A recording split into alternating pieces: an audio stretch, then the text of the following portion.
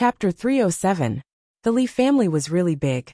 More importantly, the roads were all twisted and turned, and there were moon doors one after another. Li was not very good at recognizing the roads. After a simple wash of his face, he was still led by a young servant girl through the house. A big family was a big family. They even had a specific place to eat. They were not like those from small villages.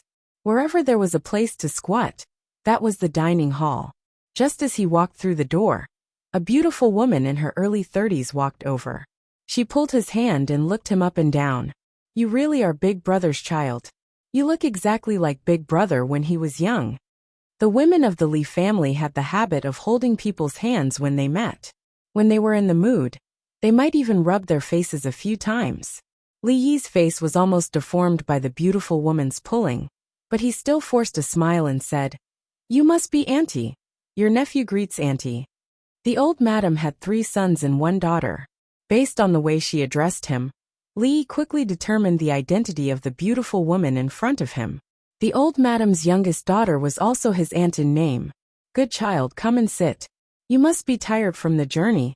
The women of the Li family were also very friendly. He had been in this world for more than half a year. But this was the first time Li felt like he was being welcomed by everyone. It was like he had returned home after a long journey.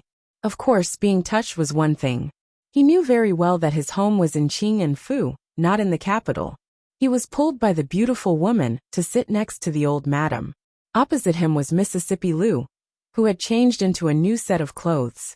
On her wrist was a jade bracelet given to her by the old mistress, and the hairpins on her head were replaced with a pair that she had never seen before. She just sat there quietly, and the butterfly wings on the hairpins fluttered slowly. One look, and one could tell that it was worth a lot of money. The sword that never left her side was nowhere to be found. After not seeing her for a while, she had changed from a peerless heroine to a lady of a noble family. Needless to say, this must be the credit of the old mistress. Only the old grandma's family was eating with them, and they controlled the core power of the Li family. Besides second uncle and third uncle's family that he had met in the morning, there was also this aunt who kept asking questions. At the end of the table, a child stared at Li with wide eyes. He was very curious that this stranger he had never seen before could sit next to the old grandma. It was said that in a wealthy family, one should not talk while eating. This was the most basic rule. But Li found that this rule did not apply to the Li family. The beautiful woman beside him kept asking him questions, and even the old grandma would occasionally add a few words. Of course, most of the questions were about his life these years, but most of them were about the father that he had never met. Fortunately, the strange dreams he had these days were probably the memories hidden in the depths of this body. It was easy for him to answer. He was only telling the truth, but the old grandma and the beautiful woman listened with tears in their eyes. "Your father has never told you about the Li family?" The old grandma rubbed her eyes and asked without batting an eyelid. Li shook his head. This was the truth. Ever since he was young, no one had said a word to him about the Li family in the capital. The old grandma sighed and said sadly, "That year, in order to separate them, the old master almost caused your mother's death. He still hates us." Li did not know that there was such a thing. No wonder in his memory, his father was always brooding over his mother's death. It seemed that the reason he did not want to talk about the Li family was mostly because of this. Not wanting the old grandma to be too sad, the beautiful woman quickly changed the topic and asked, "I heard from Butler Li that little is now a county lieutenant, and it was personally conferred by the emperor?" With regards to this form of address, Li could not react for a moment. Mississippi Lu, who was sitting opposite him, almost spat out the soup in her mouth. She patted her chest and looked at Li with a mocking gaze. "It is the emperor's favor." Li could only nod his head and say, "Since you have received the emperor's favor, you should be more diligent. You have passed the imperial examinations at such a young age, which shows that you are very talented. Why did you not participate in the imperial examinations these past few years?" The middle-aged man sitting opposite the beautiful woman put down his chopsticks and looked at Li. Without waiting for Li to answer, he spoke again. Any officials of the 7th rank and above will be promoted to the imperial scholar rank. Although you have received the emperor's favor, you should also study hard and strive to become an imperial scholar as soon as possible. The moment he opened his mouth, it was as if he was admonishing Li Yi. The emperor's favor was vast, and it was often vast. Perhaps just because of a poem or an article, if it caught the emperor's eye, one could be promoted to an official position. As the left assistant minister of the Ministry of Personnel, Li Mingze had seen many of these things. Every year, if not 100, there would be at least 80. Although he was curious as to what Li Yi had done to earn the emperor's praise, he was not too surprised. No matter what, he was considered the most promising one among the younger generation of the Li family. Thinking about the situation of the younger generation of the Li family, he looked at the two people sitting below him and said, "Ingjia Inkai, the two of you should also learn from your elder brother. Inkai should listen to the teacher's teachings, don't just think about playing around all day. As for Ingjia, you will be married in a few months. Don't go to the red light district anymore." Li Mingze no longer had any hope for his son. He planned to help him find an official position in the future, so that he could live a stable life. Even if the Li family lost their nobility in a few decades, after so many years of business, they would not fall into a situation where they could be bullied. After Li Mingze finished speaking, a young man at the end of the table nodded his head. He felt as if he had been shot in the chest by an arrow. However, even if you gave him 10 guts, he would not dare to refute his father's words. As for the young man who was quickly shoveling food into his mouth with a wooden spoon, he only shook his round head. He was most afraid of this second uncle of his. Whatever second uncle said he would do. Hurry up and finish eating. It was time to dig out the bird's nest in the tree in the yard. Fortunately, Li Yi was already immune to this kind of words. He even had to thank Professor Feng. He smiled and said that he would definitely study hard. In his heart, he thought that there were still 7 days until the old mistress's birthday. He wanted to have some time to experience the local customs of the capital. Then he packed his luggage and rushed home. He heard that if he took a boat from the capital, he would arrive at Qing'an Prefecture in less than 2 days. Leaving the White Emperor in the morning among the colorful clouds, 1,000 miles of Jiangling returned in a day. This should be a scene like this, right? The meal was very harmonious. From the bits and pieces of conversation, Li Yi had a deeper understanding of the current Li family. In the capital, the political center of the Jing kingdom, a viscount was indeed not much. A random brick thrown on the street could kill 2 people. However, those families that were once prominent all had some history and would not decline so easily. This second uncle of his, other than being a viscount, was also an assistant minister of the Ministry of Personnel. He could be considered a high-ranking official in the court. At his age, it was very likely that he would advance further in his lifetime. As long as he did not commit any political crimes, he could at least ensure the safety of the Li family for decades. In this kind of Li family, it did not matter much whether he was there or not. It was uncomfortable to be controlled by others in everything. It was better to return to the small Qing'an Prefecture and live life with Rui in that small courtyard. After sending away the servant girl arranged by the old mistress, he sat in the courtyard assigned to him. The moon on the 16th of the first month was quite round, but there were only a few stars. In the capital, that idiot Li Xian's wedding should have already ended. He did not know if he had returned or not. Her Royal Highness would probably not be able to dress up as a constable and parade around the city. Literally. As Li Yi was thinking about this, a strange voice came from the top of the wall. Chapter 308. The Li family in the capital didn't have such a treasure as a rocking chair. Li Yi leaned on the small chair and looked at the white shadow standing on the wall. He said lazily, "Little thing, is that your childhood nickname? Why haven't I heard Rui mention it before?" Rui was stunned for a moment. Then she realized that this nickname seemed to be suitable for her. She wanted to make fun of Li Yi, but she didn't expect that she would get herself into trouble. There was a trace of annoyance on her pretty face. She threw away the servant girl, who was anxiously shouting for her to come down, and jumped down from the wall. "When are you going back?" She walked to Li Yi and said coldly with her sword in her arms. The impolite Mississippi Lou almost never called him brother-in-law. Li was already used to it. Maybe since that day when she rode on the horse and looked at him, as if he was a prey and said, "Take him away." She never planned to be a well-behaved sister-in-law. "We'll leave after my birthday. If we take the boat, it will only take 2 days. Lu Rui secretly heaved a sigh of relief. She didn't ask more and changed the topic. "Madam is going to the temple outside the city to burn incense tomorrow. I'll go with her. Do you want to go?" "No." Li Yi shook his head and said decisively. "Forget it." Mississippi Lu said coldly. She tiptoed and flew to the top of the wall. The servant girl opposite her screamed again. Li Yi looked at the courtyard next door. Mississippi Lu was just 17 years old. She was just a child. Although she always pretended to be cold and mature, the nature of a young girl couldn't be changed. Rui had always protected her, and the little environmental protector very well. Although Rui was good at martial arts, her mind was rarely pure.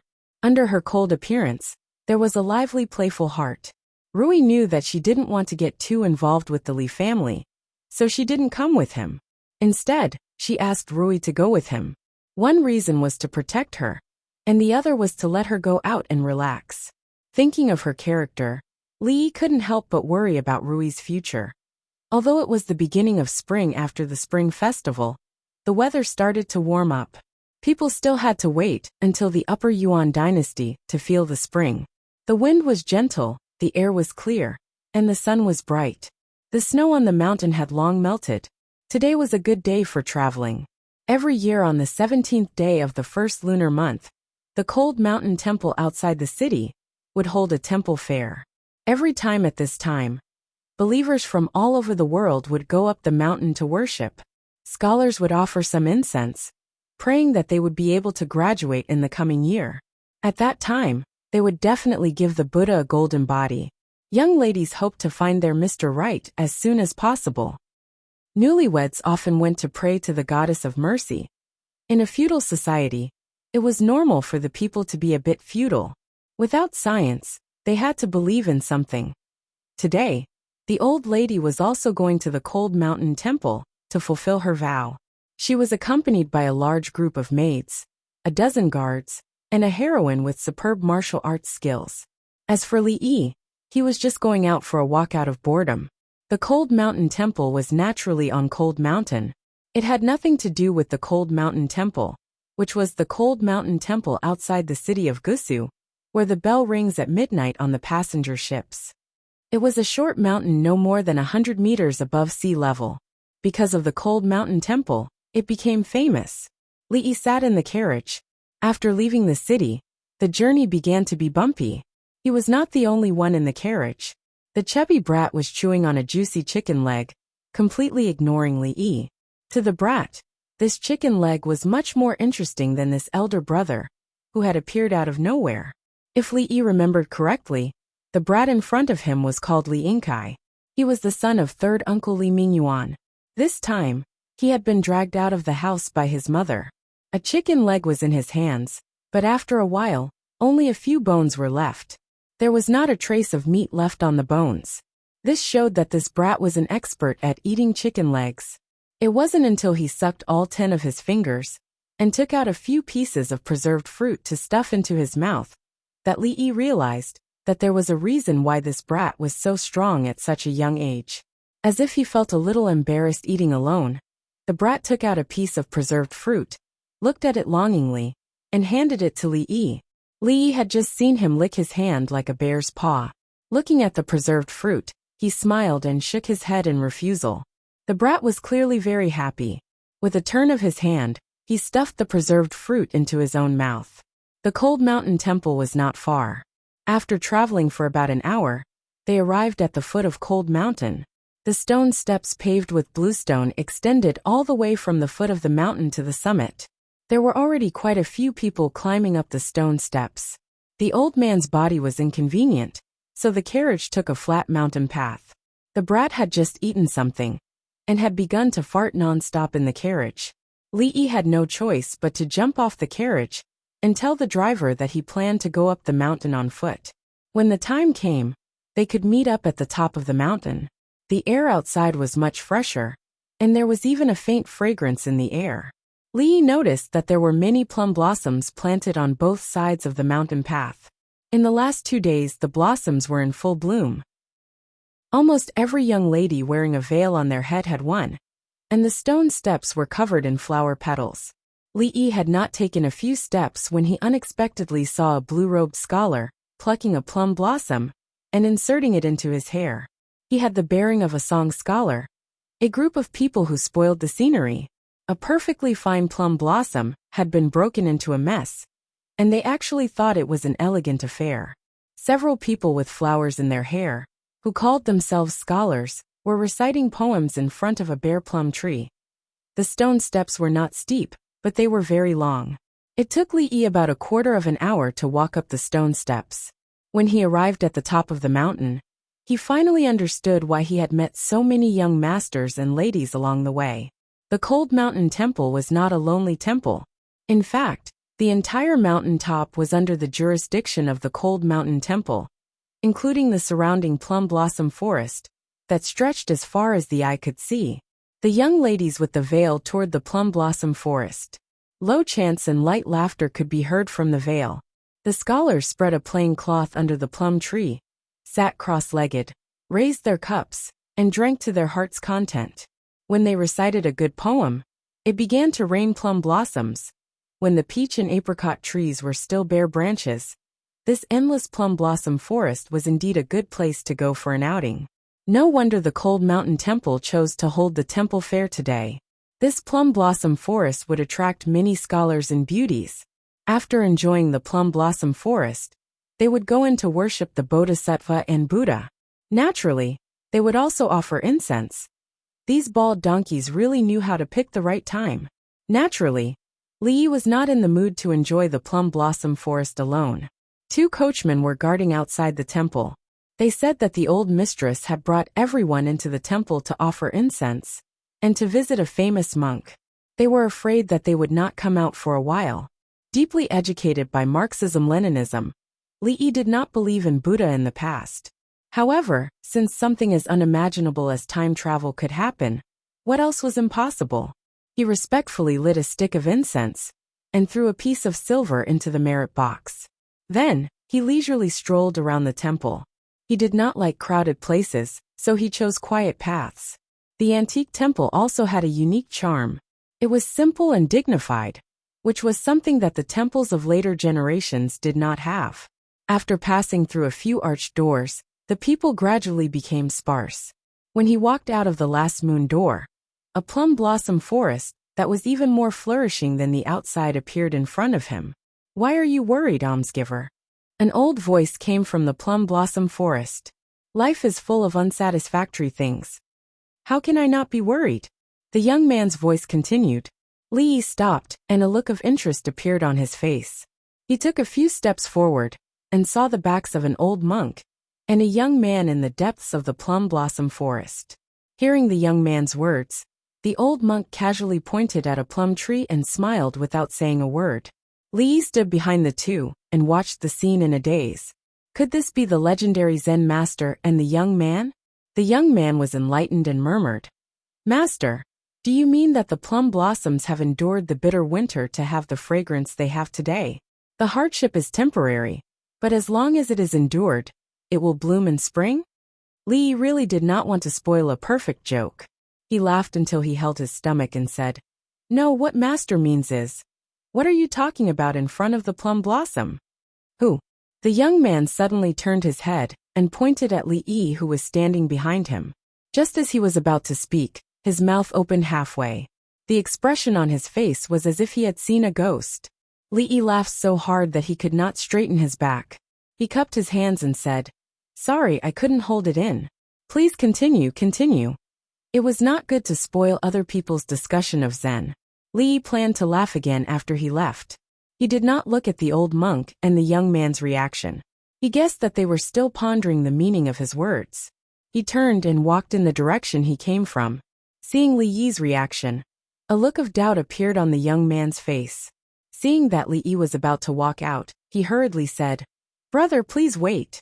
Hearing the young man's words, Li Yi's footsteps sped up.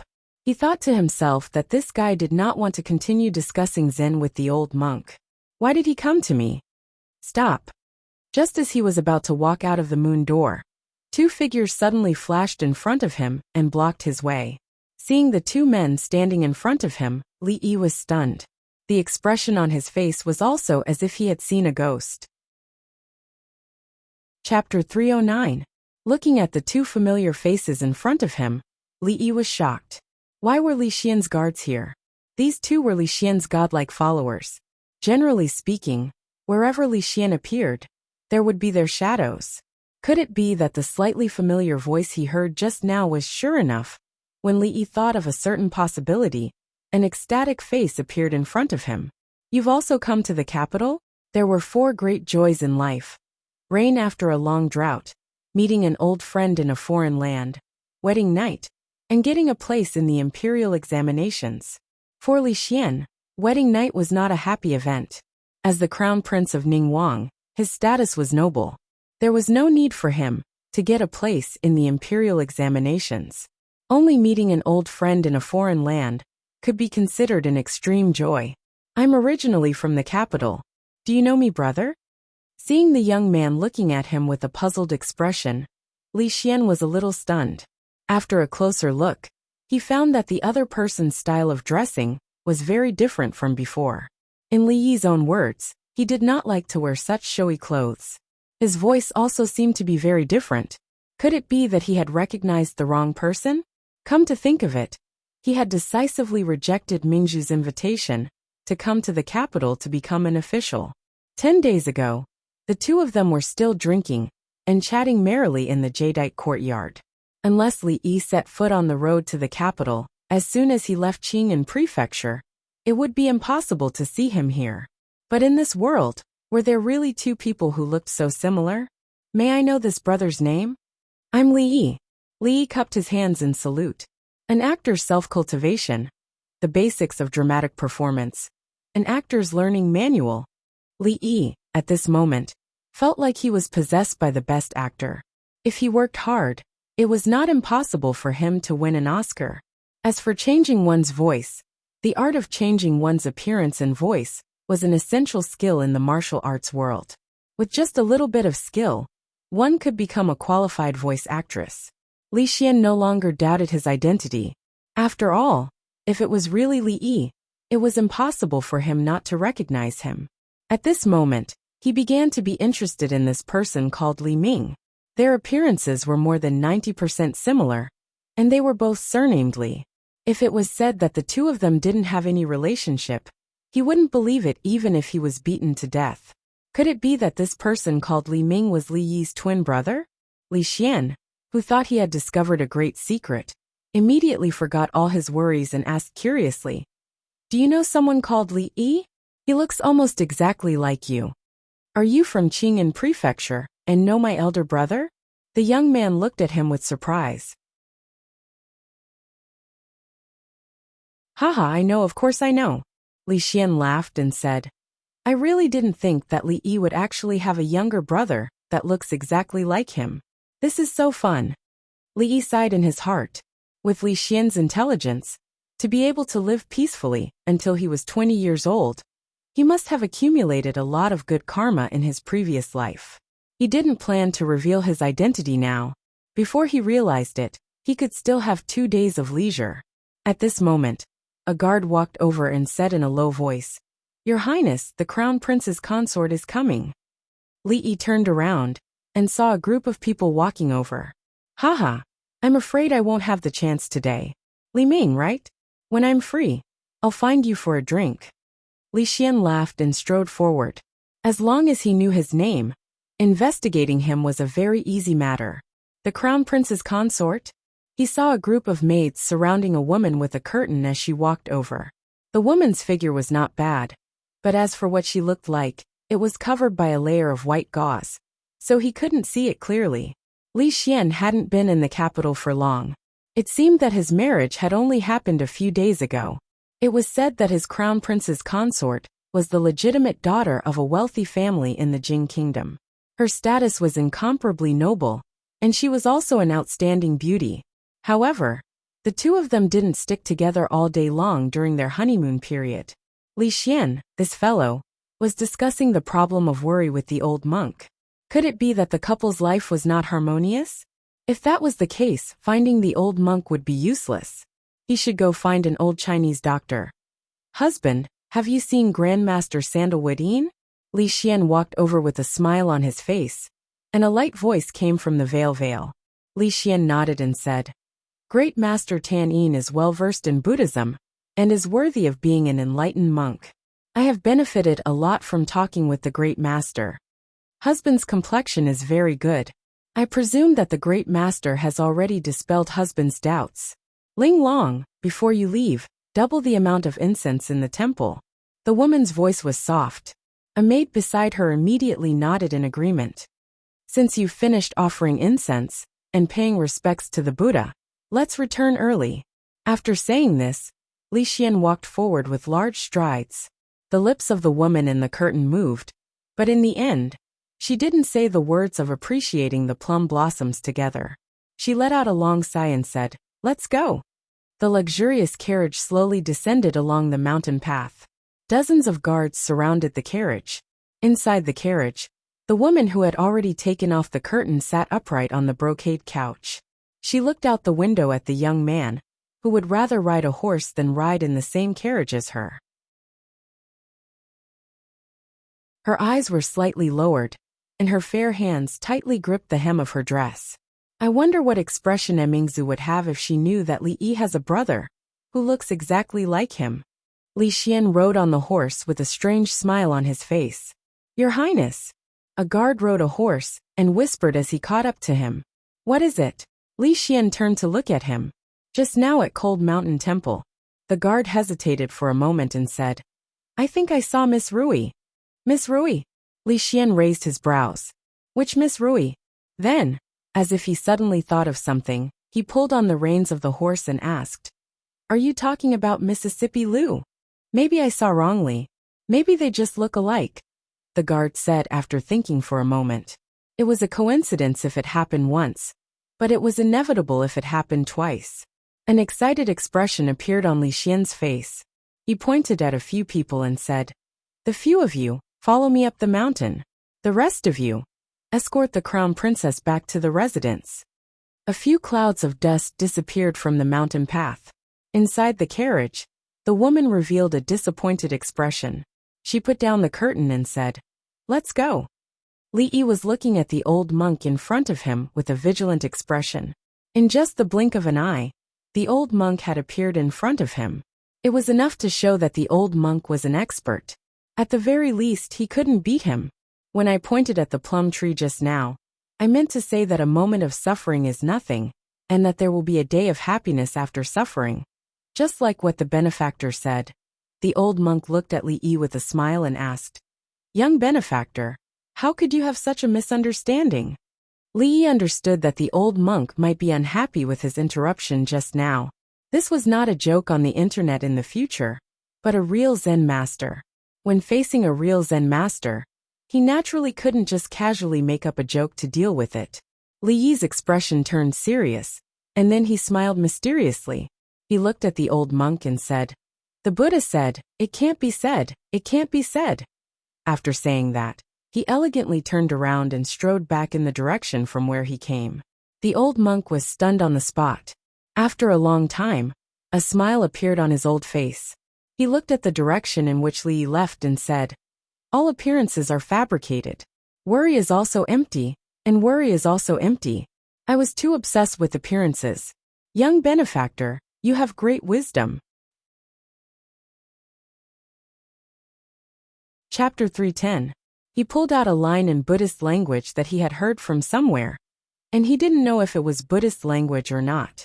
In any case, that line, which he didn't understand but felt awesome, had frightened the old monk. Taking advantage of the fact that he hadn't recovered his wits, he hurriedly ran away. Who knew whether or not he would use the 1,000-leaf palm of great compassion and great compassion to strike him when he woke up. Cold Mountain Temple was not small, with innumerable halls and pavilions. The old madam seemed to be listening to some famous monk preach the scriptures. For a moment, He didn't know where Rui and the others had gone. So Li decided to just stroll around the temple. The temple fair would last for 3 days. In these 3 days, there was an endless stream of visitors to Cold Mountain.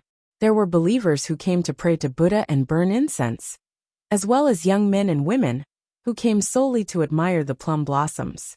The sharp-witted peddlers had long since grasped this opportunity and had long since found a spot at the top of the mountain, selling little trinkets like combs, wooden tablets, and so on.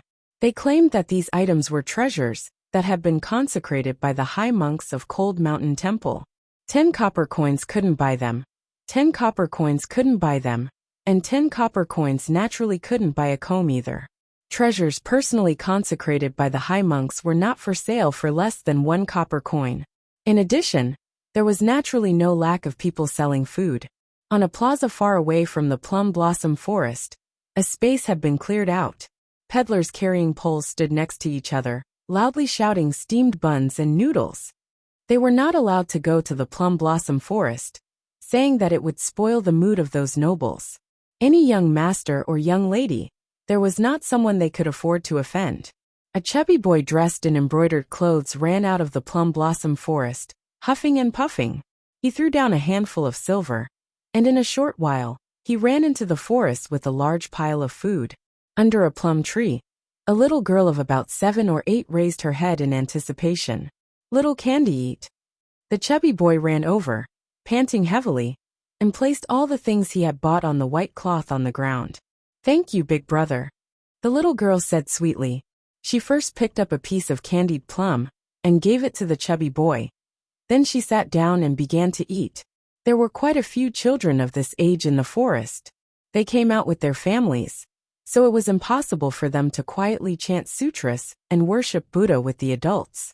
In order to prevent them from making noise in the temple, most families would let their servants watch over them and let them play by themselves in the plum blossom forest. At this moment, there were a few servants standing behind the 2 children. Seeing the 2 young masters eating quietly, they began to chat. "Hey, Fatty Lee, you are here too." A few youths dressed in embroidered clothes quickly surrounded them, as if they had discovered a new continent. The little fatty's expression changed at first, then he puffed out his chest and said, "Chen Xiaotian, I don't want to fight with you today. Why are you eating every time I see you? I think you might as well not call yourself Li Inkai. Call yourself Pigly instead." The few of them clearly had enmity with each other. The youth in embroidered clothes looked at the things on the white cloth and sneered. "Sure enough, it's Fat Pigly. I'm afraid only pigs would eat these things." "Big brother." The little girl nervously grabbed onto the corner of the little fatty's clothes. "Pigly, is this your sister? I thought everyone in your family was as fat as you." The youth in embroidered clothes laughed out loud. He suddenly ran over and fiercely stepped on the food on the white cloth. He pulled the little girl's face and pointed to the ground, saying, "This is the real pig's feed. How could a child bear such humiliation?" The little fatty only felt his blood rushing to his head, and he punched the chest of the youth in embroidered clothes. "You dare to make a move, hit him." The youth in embroidered clothes seemed to be waiting for this moment. After avoiding the punch, he immediately shouted. Several youths behind him immediately swarmed up and pressed the little fatty to the ground. The little girl on the side was so scared that she cried out. The faces of several servants changed. Just as they were about to come over and pull them away, they were blocked by a few people who had been following behind the youth in embroidered clothes. There were many figures in the plum forest. Many people saw the scene here. Seeing that it was just a few children playing, they didn't take it to heart. "Hey, Fatty Lee, as long as you call me Grandpa, I'll let you go. How about it?" The youth in embroidered clothes squatted down and patted the little fatty's face. "Call you Grandpa?" The little fatty had the advantage in size. He suddenly turned over and broke free from the few youths behind him. With a tiger pounce, he pressed the youth in embroidered clothes under his body. "Only when I'm full will I have the strength to beat you." With a loud shout, he clenched his fist and punched the youth in embroidered clothes. In the end, his fist didn't land on the face of the youth in embroidered robes. A young man grabbed his arm from behind and threw him to the side. He helped the pale-faced youth in embroidered robes up and said in a flattering manner, "Young master, are you all right?" Many people around frowned. A few children playing was nothing, but this young man attacking a child was a bit too much. "Catch him for me." Just now he was almost beaten by Li Yingkai. The youth in embroidered clothes had a pale face. He was so angry that he stomped his feet and said to the young man, "Stop." The few servants of the little fatty were firmly blocked and could not rush over. They could only shout anxiously. Looking at the man walking towards him, the little fatty rubbed his bruised wrist and stood up with the help of a tree. He stared at the man with an unyielding expression. Who are they? How can they be so domineering in the cold mountain temple? Someone around asked doubtfully. "Lower your voice. That is the young master of Duke Chen's family. The little fatty is called Li Yingkai. He should be the younger generation of assistant minister, Li of the Ministry of Personnel." No wonder. These two families have been feuding for more than 10 years. However, it is a bit too shameless for a man to attack a child. That should be High Duke Chen's bodyguards. Little fatty only has a few servants who don't know martial arts. He's definitely going to suffer this time. However, it's just a joke between the younger generation. It won't be a big deal. Originally, there were a few people who disliked the man's behavior. After hearing that he was from Duke Chen's family, they immediately stopped talking. For most people, these words still carried a lot of weight. The little fatty gritted his teeth. When he saw the man's hand reach over, he was about to rush over. However, a hand reached out from behind him and grabbed the man's wrist. With a gentle shake, the man fell to the ground holding his arm and could not get up. At the same time, he felt someone pat him on the shoulder, and a voice came from behind him. "If you are being bullied, fight back yourself." The little fatty turned around and looked at the familiar figure. After a moment of shock, he shouted and rushed towards the youth in embroidered robes. The youth in embroidered robes wanted to run, but his reaction was a beat too slow. Soon, he was once again pounced on by the little fatty. The surrounding youths quickly rushed over to help, but they were unable to stop the little fatty's fist from landing on the youth in embroidered robes' face. The faces of the men blocking the little fatty's servants changed. Just as they were about to step forward, they saw the young man walking towards them. "Let the children deal with their own matters. We should not interfere." "Get out of my way," one of the men said impatiently. Just as he was about to walk past the young man, his body flew backwards in the next moment. "So there is no room for discussion?" The young man looked at the men who were looking at him warily, and the smile on his face disappeared. Chapter 311. Just now, Li Yi's view of this little fatty, who was always thinking about eating, changed. He knew that he was no match for him, but he was still unyielding. When fighting, he still remembered to protect the little girl behind him. It was hard to tell that this little fatty, who was a little hot-blooded, was actually the son of his third uncle, who was always indifferent no matter what happened. Even if the world was destroyed, it would have nothing to do with him. The grudges between children should be solved by them in their own way. It was fair no matter who won or lost. There was no need for these lackeys to intervene. "You're courting death."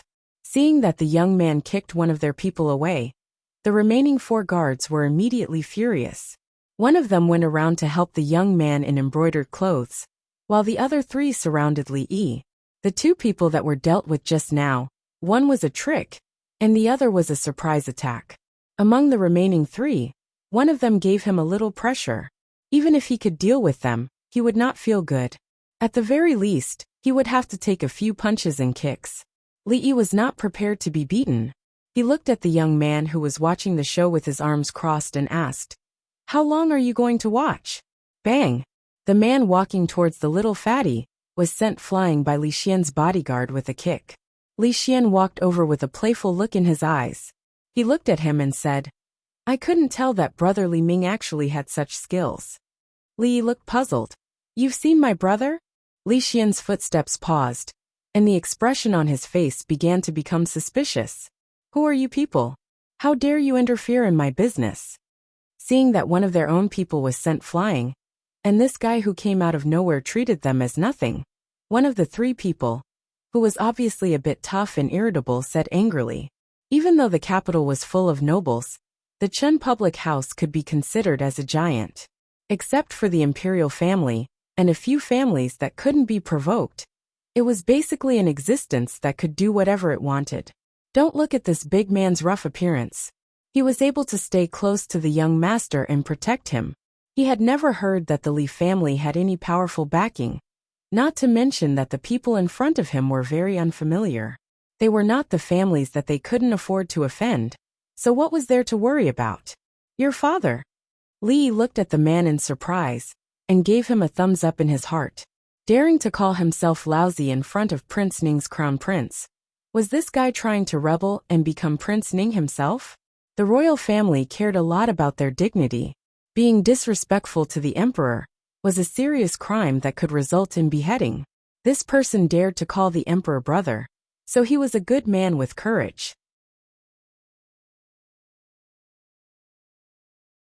Jing Ke could be considered as a courageous man, but in the end, he was chopped into pieces by Emperor Qin Shi Huang. There were so many courageous men on Mount Liang, but in the end, all of them were wiped out. Since the ancient times, all the courageous men were now dead. From this, it could be seen that hot-blooded men usually did not have a good ending.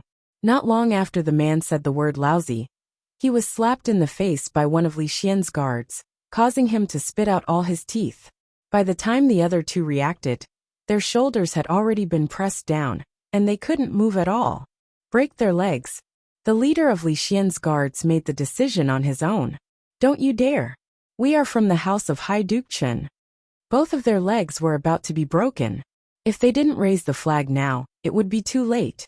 Usually, when they bullied others, most of them would just give them a beating.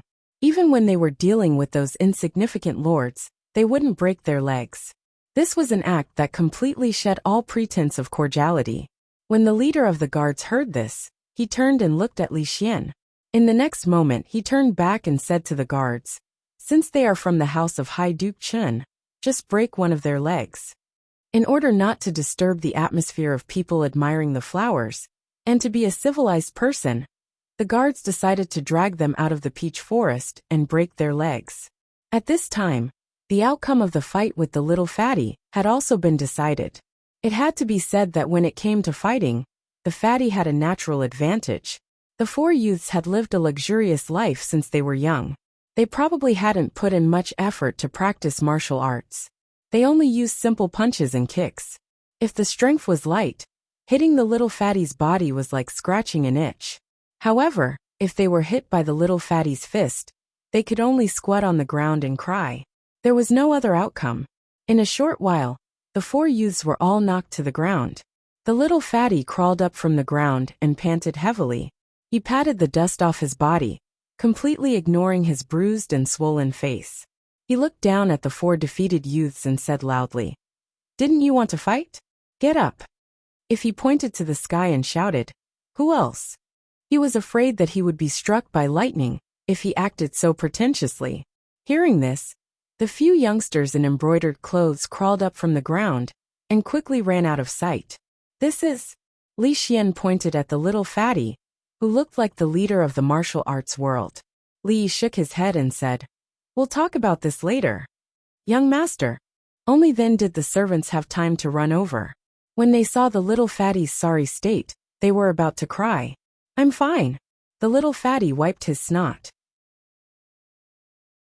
Although his body was in great pain, his heart was sweeter than eating candied fruit. He ran to the little girl's side and held her hand, saying, "The delicious food is all dirty. Big brother will buy it for you later." A servant walked to Li Yi worriedly and said, "Young master, those are the sons of Hai Duke Chen's family. Young master beat them up. We're in big trouble." "Hai Duke Chen?"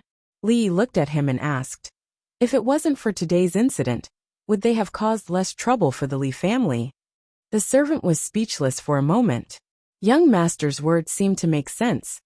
The Chen and Li family had been at odds for more than 10 years. The Chen family had been intentionally or unintentionally suppressing the Li family for so many years. It could be said that the Chen family had a lot to do with the Li family's rapid decline. Hai Duke. There were only a few Hai Dukes in a country. The small Li family obviously couldn't afford to offend a first-class duke. But someone could. Li Yi turned to look at Li Xian and asked, "Can we afford to offend Haiduke Chen?" Li Xian didn't seem to hear Li Yi's words. He looked at the little fatty, then looked at Li Yi and murmured, Young master, when did you have a son like this?" It seemed like he could afford to offend them. Li Yi felt that this world was quite unfair. They both had the surname Li, but why was there such a big difference? When the Li family was at its peak, there was still a big gap between them and the Chen family. The two families could have been on good terms, but in the end, the daughter of the High Duke was abandoned. It was no different from a slap in the face to the Chen family. Since then, the two families became enemies, and they went down the road of love and hate. Even if Li Xian didn't appear today, he would still stand up for the little fatty. First, as a member of the Li family, he couldn't watch him get bullied by others. Second, the reason why the Chen and Li families were in such a situation today was entirely because of his stubborn father. Li Yi felt very wronged. He didn't do many bad things in his previous life. He just didn't dare to help an old lady who fell, picked up some money on the street, and casually spent it. He didn't offend anyone. He transmigrated peacefully, but he somehow got involved in the fight of the pugilistic world and family disputes. Whatever he did, there would be people who opposed him. Even if he didn't do anything, there would be people who wanted to step on him. Wasn't it good to live a good life? If he had transmigrated into Dazhuang and Dazhuang's body, there wouldn't have been so many messy things, right? It was only the second day he came to the capital, and he already offended a high duke. Fortunately, he had that brother's godly assistance. With one sentence, he also dragged the royal family into the matter. Even if the servant's leg was broken, the Chen family probably wouldn't have the guts to find trouble with Li Xian. It was very likely that they would specially visit him to apologize. As for the Li family, it didn't matter if there were too many lice. After so many years of grudges, it didn't matter if there was another one. On the contrary, because of today's matter, if they wanted to find trouble with the Li family in the future, they might have to think twice. Li Yi felt that he was about to become a schemer. This damned society. In just half a year, a good young man of the 21st century had been forced into such a state. Feudalism was killing people. Just as Li Yi was sighing because of this, a group of people walked over from the entrance of the plum blossom forest in a grandiose manner. The ones walking in front were obviously the few youths with snot and tears running down their faces covered in bruises. Chapter 312. Behind the young men in embroidered clothes, the guards who were acting violently just now were now being carried by others. They were wailing incessantly, and one of their legs was bent at a strange angle. Li Xian's guards walked over from behind and stood quietly behind him. Their faces regained their calm expression, as if they were not the ones who broke someone's leg just now. At this time, the difference between professional guards and non-professionals was reflected. Li Yi once again realized the importance of bringing a few reliable bodyguards when he went out. People like Mississippi Liu, who were always missing at critical moments, would definitely starve to death in this line of work. Brother Liqing, it's them. The leading young man in embroidered clothes pointed at Li Yi and the others, and said loudly to the young man beside him. After saying that, he gritted his teeth and looked at the little fatty opposite him, who had his head held high and chest out, as if his eyes were about to spit fire. It's just child's play. Don't you think you've gone too far by doing this? The young man walked forward and looked at Li Yi with a frown. As he spoke, he was also sizing up the people opposite him. In the capital city, he knew all the young men of similar age with a background. He even met a few of the emperor's princes a few times. These two people obviously did not belong to any of them. However, they dared to ignore High Duke Chen's residence. The dignity of a High Duke was only worth a leg in their eyes. If they did not really have a powerful background, then they were lunatics. However, before figuring out the identity of the other party, he would not go too far. He first tried to sound them out. Seeing that the other party was frowning and looking at him, as if he wanted to seek justice for those people, Li Yi sighed in his heart. This was how the world was. The right was always in the hands of the few, the rich and the powerful. When he tried to reason with them, They insisted on using force. When they lost to Li Xian's guards in terms of force, they turned around and tried to reason with him. This was not the way to bully people, right? All the young masters and young mistresses present can testify that our young master clearly said just now that the children's affairs will be dealt with by themselves, and did not intervene in the quarrel between the young masters. However, your family's guards actually bullied the young. I'm afraid that this is damaging to the dignity of Hai Duqian, isn't it? The servants of the Li family also felt that the young man was distorting the truth. Those people's legs were broken. But what did it have to do with their young master? It was obvious that they were blind and offended that young master, which caused the disaster. The Li family was not going to take the blame. Not bad. Indeed, the surrounding young masters and young ladies nodded in agreement. Although it was unreasonable for the young master to allow the little fatty to fight with a few children, he still knew his limits. On the other hand, Duke Chen's guard actually disregarded his status and attacked a child. It was a little too shameless. Moreover, in the beginning, it was the few kids from Hai Duke Chen's family who provoked them first. The little fatty was not weak at all. After what happened just now, he had already won a good impression in everyone's hearts. As for the bodyguards who had their legs broken, they had only themselves to blame. How could someone who could bring so many powerful bodyguards with him be an ordinary person? The house of Hai Duke Chun might be a colossus in the eyes of ordinary people. But what kind of place was the capital? There might not be many people who did not respect the house of Hai Duke Chun, but a few bodyguards who relied on their master's power would not be taken seriously. Feeling the gazes from the surrounding people, the young man felt a little embarrassed. He said, "Even if they are in the wrong, isn't it too cruel to break people's legs so easily?" Li realized that this guy seemed to have set his sights on him. From the beginning to the end, he only broke one person's arm and sent another flying with a kick. The person who broke their legs was standing behind Li Xian. Every injustice had its perpetrator, and every debt had its debtor. If he had the ability, he could go and find them. What was the logic of always coming after him? Moreover, what was so cruel about breaking a person's leg? That guy wanted to be Li Xian's father and be brothers with the emperor. It was already benevolent of His Highness that he was not beaten to death. Even if he went up and slapped Li Xian twice or kicked him twice, his crime would be much lighter than calling himself father in front of him. In the end, there were still people who were reasonable. A guard with a broken leg couldn't help but point at Li Xian's group and said, "Young Master Chung, our injuries were done by those people." Chun Liqing had the thought of personally breaking his other leg. "Damn it, can't you just say it all at once? After talking for so long, you haven't even found the culprit. Are you kidding me?" At this moment, he was also secretly cursing his bad luck. Why couldn't they just stay at home? Why did they have to bring a few friends to the cold mountain temple to enjoy the plum blossoms? What was even worse was that they had brought the little devil of their family. He was just an ordinary collateral family member of the Chen family. He had neither money nor status. The little devil in front of him with purple eye sockets was the treasure of the Chen family.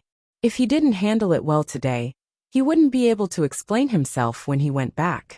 "Why don't we go to the temple and find a place to sit?" Li Xian turned his head to look at Li Yi and suggested. Li Yi agreed with his idea very much.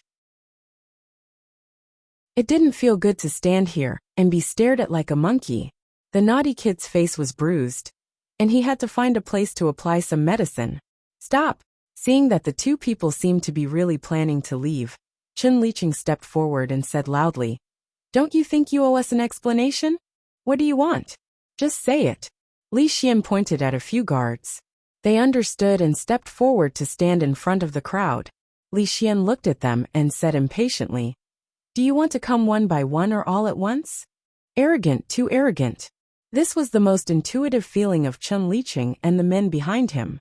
That person looks gentle, like someone who has been educated. How can he be so rude? Let's sit down and talk. If the other party also has a strong background, we just need to apologize and symbolically break a few legs. Both of us will have face, and the matter will be solved perfectly. Do we have to fight? All the guards who have martial arts on their side have their legs broken. How can a few scholars fight with those people? Aren't they courting death? Compared to Chun Liqing and the others, the surrounding people felt differently, especially the eyes of the young women under the veil. They were all quietly glowing. The surrounding crowd naturally had to stand on the side of truth. Hai Duke Chen's servants used their power to bully others. Chun Liqing was just continuing to be vicious. As for the two young masters, they were obviously in the right. Of course, the most important thing was that the two of them were really handsome. We are scholars. How can we be like those boorish people in the mountains? Chun Liqing snorted coldly. A disdainful expression appeared on his face, covering the fear just now. He said, "Why don't we have a civil battle? If you win, we will let bygones be bygones. If we win, you need to personally apologize, and the person who attacked just now will have to break one of his legs. How about that?" Chun Liqing wasn't stupid enough to use his shortcomings to compete with others' strengths. They were all scholars, so they should use a more refined method. It was better to recite poems and write essays. As for fighting, it was simply a disgrace to scholars. After they left, they would investigate their background. If the two of them didn't have any background, they would definitely regret being born into this world. Civil battle? Hearing this, Li Xian thought for a while and decisively shook his head. Too troublesome. Let's have a martial battle. Why don't we only send out 2 people, and all of you come together?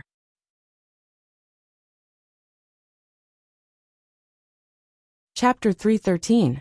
As the saying goes, when a scholar meets a soldier, he cannot be reasoned with. That was how Chun Liqing felt. The person in front of them was clearly a scholar, but he did not follow the rules of a scholar. He was determined to fight with force instead of words. The other party's bodyguard was obviously an expert that had been carefully selected. Even if there were only 2 of them, the few of them were definitely not a match for them. Only an idiot would agree to a physical fight. Li Xian frowned and looked like he was in a hurry. He said impatiently, "Fine, if you want a literary fight, then so be it. What are the rules?" Seeing that the person in front of him was finally being reasonable, Chun Liqing was overjoyed. He said, "It's simple. It's the season for plum blossoms, and we're in the middle of a plum forest. Why don't we use plum blossoms as the theme and compose a poem? Let everyone here judge who is better. This is a literary fight." With that, he whispered to the person beside him, "Hurry and invite young Master Shen over. It's your turn." Li Xian crossed his arms and glanced at Li Yi. Once again, he looked like he was watching a good show. The ball went around in a circle and returned to Li Yi. There's no need for a literary fight. Li Yi was more inclined to Li Xian's suggestion. What couldn't be solved with 1 fist? If not, then 2 fists. Clean and efficient, without the slightest hesitation. If Mississippi Lu was here, she would have done this long ago. After spending so much time with her, it was inevitable that she would influence the way she did things. Haha, if you're afraid, you can just admit defeat. Chun Liqing smiled and said, "You only need to apologize in person and break the hands and feet of those who attacked you. Then we can forget about this. What do you think?" After seeing the other party's hesitation, Chun Liqing was even more certain that they were just 2 idiots. The last bit of worry in his heart disappeared. See, if they don't want to, then there's nothing to talk about. Li Xian said with a hint of schadenfreude. The scholars of Qing and Prefecture had already been harmed by him. The mere mention of the name Li Yi would make one's heart tremble. He was very happy to see the same thing happen in the capital. Only then would it be fair. Whispers of discussion could be heard from the surroundings. This Chun Liqing is also a genius with a little bit of fame, but he doesn't know right from wrong and acts shamelessly. Today has really opened my eyes. The people around him are all famous talents in the capital. In terms of poetry, how could those 2 young masters possibly compete with him? Look, he even invited young Master Shen here. Could it be that, although young Master Shen hasn't been in the capital for long, he made a name for himself during the Lantern Festival, using his poetry to win over most of the scholars? I heard that he intends to curry favor with the Chen family. Looks like Chun Liqing really doesn't care about his reputation anymore in order to win. Even though the surrounding scholars and young ladies were mostly standing on the side of Li Yi and Li Xian, They didn't think that they would be able to win. How could two nameless people compare to those outstanding scholars? What's more, there was a top talent like young Master Shun holding the fort. Does it hurt? Li Yi wiped the dust off the fatty's face and asked. No. Even though he grimaced in pain from being touched, he only breathed in and out. But he didn't admit it at all. He patted his chest and said, "This kid has some backbone." When the fatty showed off his prowess, Li Xian was also there. He walked over and patted his shoulder. Hearing the compliments, the fatty puffed out his chest even more. He held the young lady's hand like a victorious rooster. "Brother Shen, you're here." When a young man walked over, Chun Liqing smiled and went to greet him. The young man called Brother Shen cupped his hands and said, "I wonder why Brother Chen called me over? I do have something to trouble Brother Shen with." Chun Liqing smiled and said, "Let's go over and talk." "Haha, we're all friends. There's no need to be so formal." The young man looked at Chun Liqing in surprise and said with a smile, but he kept an eye on Chun Liqing. He knew that even though he called these people brothers on the surface, they were all from wealthy families in the capital. He was just an outsider. With the difference in status, they wouldn't treat him as a friend. Moreover, the scholars of the capital and Qing and had always looked down on each other. If it weren't for the fact that he had no background in the capital and needed their help, and the fact that they needed his poetry, they wouldn't be so friendly on the surface. As he brought him over, Chun Liqing briefly explained what had happened. He smiled. "We are scholars, so we're not like those boorish mountain people who rely on strength to win. It's a disgrace to our culture. But if it's a battle of words, we'll need Brother Shen's help. After all, in terms of poetry, Brother Shen is still better. This way, we'll be absolutely safe." "Brother Chen, you are being too modest. The Lantern Festival is just my luck. All of you here are famous scholars in the capital. How could I dare to show off in front of you all?" The young man cupped his hands and said. The two complimented each other, and the crowd automatically opened up a path for them. Chun Liqing walked to the front and looked at Li Yi. "For the sake of fairness, each side will send one scholar to fight, and one poem will decide the winner." He still wanted to save face in front of others. He couldn't let a group of famous scholars bully two nameless juniors. As long as Shen Zhao made a move, it would be enough to sweep them away. Even though Shen Zhao came from Qing'an, it was said that when he was there, he was quite famous. In terms of poetry, there weren't many in the capital who could guarantee that they could beat him. With him here, they wouldn't lose today. Li Yi helped the naughty child dust off his body and turned around. Shen Zhao's heart sank when he saw that silhouette when he walked over from the other side. When that person turned around and saw his face, Shen Zhao's heart finally sank to the bottom of the valley. As the second scholar of Qing, and countless people followed him wherever he went. Countless young mistresses pursued him, and he could even make the prostitutes pay him money if he wanted to. Of course, this was all in the past. He didn't want to be the leader of the scholars of Qing'an Prefecture. Why did he come to the capital? It was because he didn't have the face to stay in Qing'an Prefecture. One poem, Immortal at the Magpie Bridge, and one poem, Shuidiao Getu, made him lose all of his pride there. It wasn't until he came to the capital and made a name for himself during the Lantern Festival that he regained some confidence. In terms of poetry, he wasn't afraid of Yang Yinzhou. He wasn't afraid of all the scholars of Qing'an Prefecture. He wasn't even afraid of the famous scholars of the capital, except for one person. That person was standing right in front of him. "Brother Shen, I'll have to trouble you with this poem."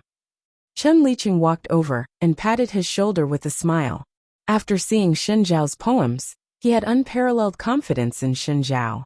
He was also the one who was least likely to lose.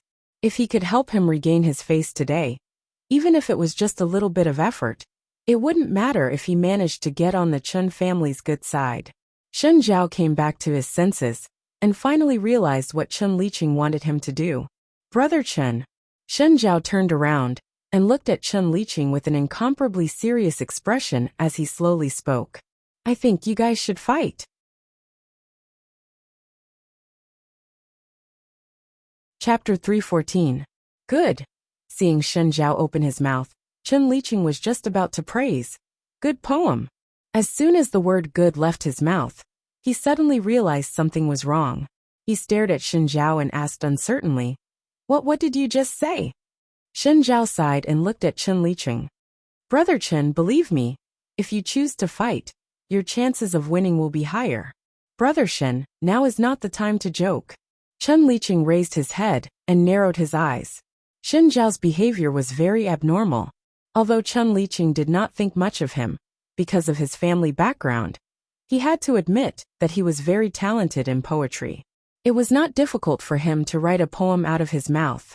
Under normal circumstances, Shen Zhao, who wanted to curry favor with the Chen family, would not offend him over such a small matter. In reality, he had not shown any intention of refusing, until just now. Chen Liqing's gaze immediately turned to the young man opposite him. "What's going on? What's wrong with Shen Zhao?" Confusion appeared on the faces of the people behind Chen Liqing. For a moment, they could not understand what he had just said. As for the people around them, their minds were even more muddled. "Brotherly, long time no see." Shen Zhao raised his head and raised his hands in a salute to Li Yi. For some reason, after seeing this person who had changed the course of his fate again, his heart was calm, and there was not a trace of hatred. In these days in the capital, he often thought back to the past. After losing the pride of the past, he suddenly found that the frivolity and arrogance of his youth, in the eyes of today, was just a joke. That young man had woken him up with a resounding slap, letting him know that there was always a higher mountain. He had completely shattered his pitiful arrogance, but it had also made him settle some things that he had never had before. "Brother Shen, long time no see." To be able to see an old friend from Qing'an Prefecture here, Li Yi was slightly surprised and also raised his hands in a salute. Although the two of them had once clashed, there was no unforgettable hatred. To be able to see each other in the distant capital was not easy. Of course, the most important reason why Li Yi did not hate him was because he had taken advantage of him at that time. At this time, he faintly felt that the Shen Zhao in front of him was not the same as before. So they know each other. Everyone came to a sudden realization. No wonder Shen Zhao was unwilling to stand up for Chen Liqing. If that young master was an old acquaintance of his, then everything would make sense. Chen Liqing's face was a little embarrassed. He couldn't help but feel some resentment towards Shen Zhao. He sneered and said, "Shen Zhao, do you think that without you we can't compose a poem?" This time, she didn't even call him Brother Shen.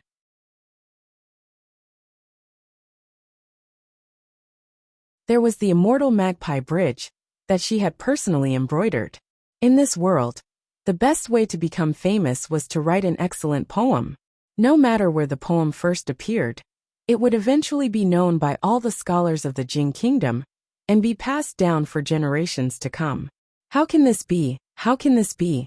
Chen Liqing's mind was blank as he mumbled to himself. The scholar surnamed Lu's face was red. He wanted to find a hole in the ground to hide in. The surrounding crowd was shocked. A few poems involuntarily appeared in their minds. Under the curtain, the rich young mistress's pretty face was slightly red. Her gaze occasionally looked in the direction of the exit of the plum blossom forest. At this moment, no one would think that the person who left was retreating without a fight. That was disdain, he was right.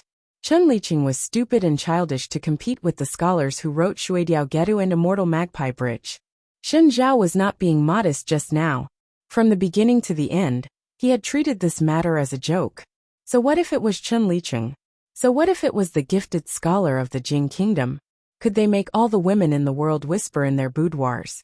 If the feelings between the two were to last for a long time, why would they stay together day and night and embroider their poems on handkerchiefs? They couldn't. Thinking of this, everyone looked at Chen Liqing with a strange expression.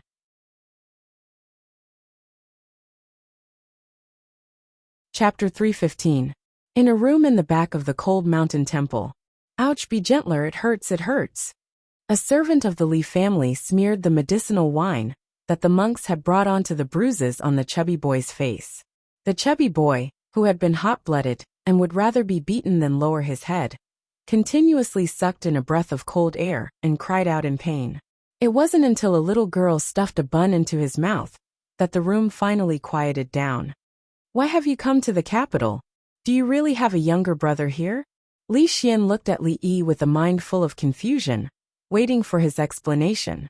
Not only did he have a younger brother, but he also had 7 aunts and 8 aunts, even Wang Erniu from next door. To explain this matter to Li Xian, he first had to talk about the grudges of the previous generation. None of this is important. What's important is that I'm already in the capital, Li Yi said with a wave of his hand. He really didn't want to talk about those messy things again. He took a sip of tea and glanced at Li Xian.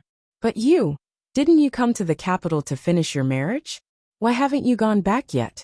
You're actually in the mood to discuss Zen with an old monk. This isn't like you. Could it be that after you got married, you've lost yourself in pleasure, and even your personality has changed? If Li Yi remembered correctly, other than some special circumstances, a prince was not allowed to stay in the capital for long periods of time without the permission of the emperor. When he left Qing and Fu, Ning Wang had already returned, but Li Xian was still here. It looked like he had no intention of leaving. Li Xian said gloomily, Uncle Huang said that sooner or later, I will have to manage father's fief. He wants me to stay in the capital and learn these things from the officials of the court. I'm afraid I won't be able to leave the capital in the short term. Li thought to himself that the emperor really was a busybody. He even had to worry about these things. Given the condition of his body, if he wanted to live to the end of his life, it would probably be up to luck. Thinking about it this way, it wasn't surprising to see him discussing Zen with the old monk here. With his temperament, he was absolutely suitable to be an idle prince. And he was even more suitable to be a scientist. Even if he was asked to govern a prefecture, a state, or even a county, it might be a good thing for the people. But he himself would definitely recite, My white hair is 3,000 feet long, and my fate is like a long sorrow, and die of depression. Li Xian didn't continue to ask why Li Yi was in the capital. If he wanted to know, it wouldn't take much effort. However, as he said, none of this was important anymore. The important thing was that with him here, the future would not be so boring. Suddenly Li Yi thought of something important. He turned around, looked at Li Xian and said seriously, By the way, don't tell Emingzu that I'm coming to the capital. Why? Li Xian looked at him with confusion. Emingzu was also very bored in the palace. In reality, he had planned to enter the palace today. If she knew that Li Yi had come to the capital, she would probably be very happy. The reason was, of course, if Her Highness knew that he was coming to the capital, she would certainly think of a way to make him stay. There was no doubt about this. Li Yi only treated this trip as a vacation. He didn't think he would stay here for the rest of his life. He had only left home for a few days, but he already missed Rui and Xiao Huan. Even when he saw a strong man on the street, Fang's face would involuntarily appear. This was an illness. He could only recover when he returned home. He sighed and said, To be honest, I'm only staying in the capital for a few days. In a few days, I'll be returning to Qing and Fu. Although it was not very good not to greet her when he came to the capital, after thinking for a long time, Li felt that it was better for the two of them not to meet. The feeling of his life and death being controlled by others was something that Li Yi, who had a soul from the 21st century, was not something that he was used to. Unfortunately, in a feudal dynasty like the Jing kingdom, the royal family had this kind of power. If there was no need, he didn't want to have anything to do with the royal family. Li Xian was already an exception. If he got involved with the princess further, Li Yi was worried that the days where he could lie in the courtyard and bask in the sun would be gone forever. Of course, if she was still the cool and disrespectful Constable Emingzu, he would be very happy to accept it. So soon? Li Xian couldn't help but show disappointment on his face. He didn't have the excitement from before. After applying the medicine, the little fatty became excited again. It was the first time he showed off his power in front of his enemy. Even though he was slightly injured, he couldn't hide the excitement in his heart. He held the food in his hand and walked around the room. Suddenly, the little fatty looked at the surrounding walls of the room. His eyes rolled a few times, and he ran in front of Li Yi. He pointed at the strange marks on the wall and asked, Big brother, what's written on the wall? Although Li Yi didn't grow up in the capital, he was the number one among the younger generation in the Li family. It was normal for the little fatty to call him Big Brother. After what happened just now, the little fatty was full of good feelings towards this Big Brother that he had only met twice. Of course, he was more looking forward to having him teach him a few moves. When he fought with Chen Xiaotian, he would be able to send them flying with a kick. Just thinking about it made his blood boil. Hee, Big Brother doesn't study hard and can't read. The little girl skipped over and said with a smile. The little girl was also a member of the Li family. She was the daughter of a concubine of the Li family's third uncle. She was Li Yingsai's half-sister. Perhaps it was because she was too young. She was a little shy. She hid behind the little fatty and blinked her eyes curiously at Li Yi. Hearing this, the little fatty's face turned red. Although he didn't study hard, he could still recognize a few words. However, the words written on the wall were crooked and didn't look like they were written in a book. How could he recognize them? That's Sanskrit. It's normal that you don't recognize it, Li Yi said with a smile. You know Sanskrit? Li Xian looked at him in surprise. It was normal for the little fatty not to know Sanskrit. Li Yi grew up in Qing'an Prefecture. Under normal circumstances, he shouldn't be able to recognize it either. Once again, Li Yi confirmed that this guy must have dozed off in class when he was young. This was a temple. Buddhism originated from ancient India. Although the wheel of history had gone astray, it shouldn't be much different in this world. The earliest scriptures must have been written in Sanskrit. After being translated, it became what it was today. Li Yi had studied history carefully. In the early years of the previous dynasty, there was indeed a monk called Xuanzang, who went west to India and brought back countless scriptures. However, it was different from the other world. After Xuanzang returned to his country, the Tang Empire was torn apart before he could translate the scriptures. Xuanzang also died of a serious illness. An eminent monk of that generation had fallen. Until now, those scriptures had not been completely translated. This was a temple. Other than Sanskrit, what else could those strange words written on the wall be? I know a thing or two, Li Yi said modestly without blushing. Of course, he didn't know Sanskrit. Although there were Buddhist classics and even Sanskrit dictionaries in the library, he always felt that it was useless to learn it. Moreover, one couldn't learn a language just by knowing a few words. There was no need to spend so much effort. What's written on the wall? Li Xian looked at him and asked in disbelief. Not only could he write poems and lyrics, he knew a lot of things that he didn't know. But he even knew such an obscure language like Sanskrit. The gap between them was so big that it hurt his heart 10,000 times more. When Bodhisattva Amitabha was deep in the Prajnaparamita, he saw that the 5 skandhas were empty, and he passed through all suffering. Form is not different from emptiness. Emptiness is not different from form. Form is emptiness, emptiness is form. Perception, thought, action and knowledge are the same, Li Yi said casually. This is the Buddhist scripture, Mahaprajnaparamita Sutra. It talks about the path of Bodhisattva. Seeing that his big brother even knew these crooked things, the little fatty's eyes were already shining.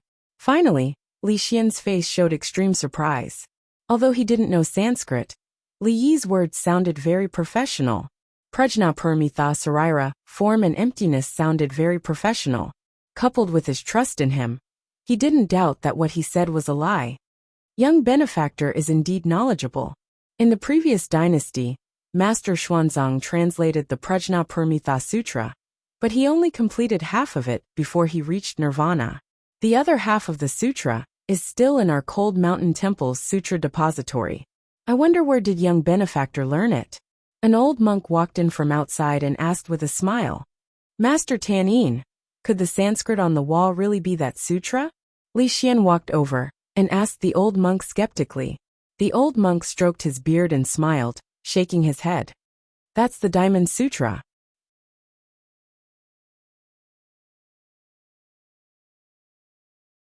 Chapter 316. Li Yi was embarrassed. Thinking that Li Xian didn't know Sanskrit, he casually recited the Heart Sutra that Li Xian was most familiar with to fool him. The Heart Sutra was probably one of the most widely circulated scriptures in Buddhism in the future. Especially the lines form is not different from emptiness. Emptiness is not different from form. They often appeared in TV dramas. Even if you weren't a Buddhist, you could say it casually. It was awkward after saying it out loud, being exposed by the old monk, and Li Xian's playful eyes. He was put on the spot for a moment. So I heard. At one time, the Buddha gave a lonely garden in the country of Shitra, together with 1,250 monks. Li Yi laughed dryly and said, "So it's the Diamond Sutra. I'm sorry I saw it wrong." Li Xian's face was full of disbelief.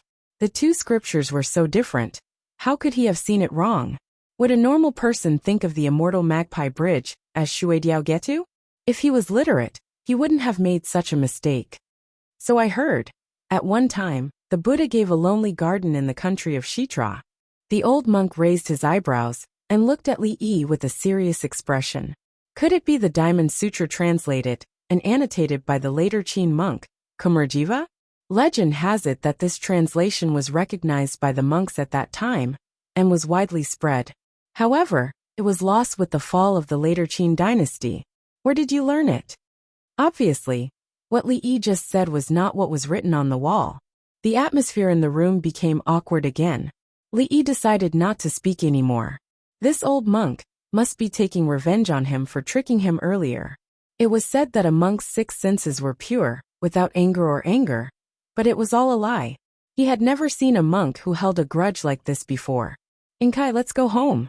Li Yi turned and said to the little fatty, then strode out of the room. "Young benefactor, please wait." The old monk stepped forward and blocked his way. With Li Yi's level, he didn't see how the monk came over. He just felt his vision blur, and a shiny bald head appeared in front of him. Li Yi was shocked, thinking that this old monk was not a Shaolin disciple. Could he be a spy of the Xiaoyao sect? This wave-like subtle steps had already reached the acme of perfection. Expert. Li Yi was absolutely certain that this old monk was an expert.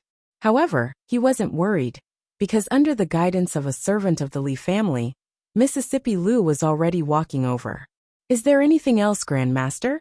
It was better to be polite in someone else's territory.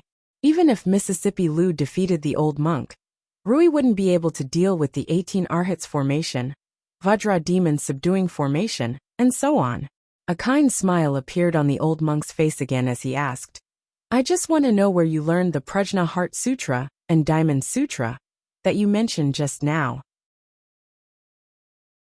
Li Yi's heart skipped a beat. He finally understood why the old monk would do such a thing. Although the overall history of this world hadn't changed much, there were still many historical differences from the original world. The eminent monk of the previous dynasty, Master Xuanzang, traveled thousands of miles from India to retrieve the Mahayana Buddhism, but he died before he could translate it into Chinese. Many Buddhist scriptures could only exist in the form of Sanskrit. With the rapid destruction of India, there were fewer and fewer people who knew Sanskrit. Eminent monks who were proficient in Sanskrit were even rarer. For decades, there hadn't been a mighty person who could translate these scriptures, which greatly hindered the spread of the teachings. The old monk's dharma must have reached a certain level. He could tell the difference just by listening to a few lines of the scriptures. He might have thought that the scriptures had already been translated by an eminent monk. "What's wrong?" Lu Rui walked over. After glancing at the old monk, he stood beside Li Yi and tilted his head to ask. The old monk still had a kind smile on his face, but his gaze lingered on Lu Rui for a moment longer. "I'm fine." Li Yi gave her a reassuring look. Since the old monk didn't have any ill intentions and didn't intend to use the 18 bronze men formation and the diamond demon subduing formation, there was no need to be cautious. He looked at the old monk and smiled. "It's a long story. It was a winter more than 10 years ago. I only remember that it was very cold that winter. The north wind was biting cold, and snow was flying everywhere. One morning, I opened the door to find an old monk in thin clothes lying in front of my house. Perhaps it was because of the climate change, but more than 10 years ago, the winter in Qing'an Prefecture was much colder than it was now. Every year, there would be a heavy snowfall. The north wind was biting cold, and the snow would seal the mountains.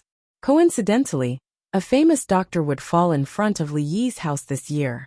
Next year, a Buddhist monk would fall, and the year after that, an old Taoist would fall.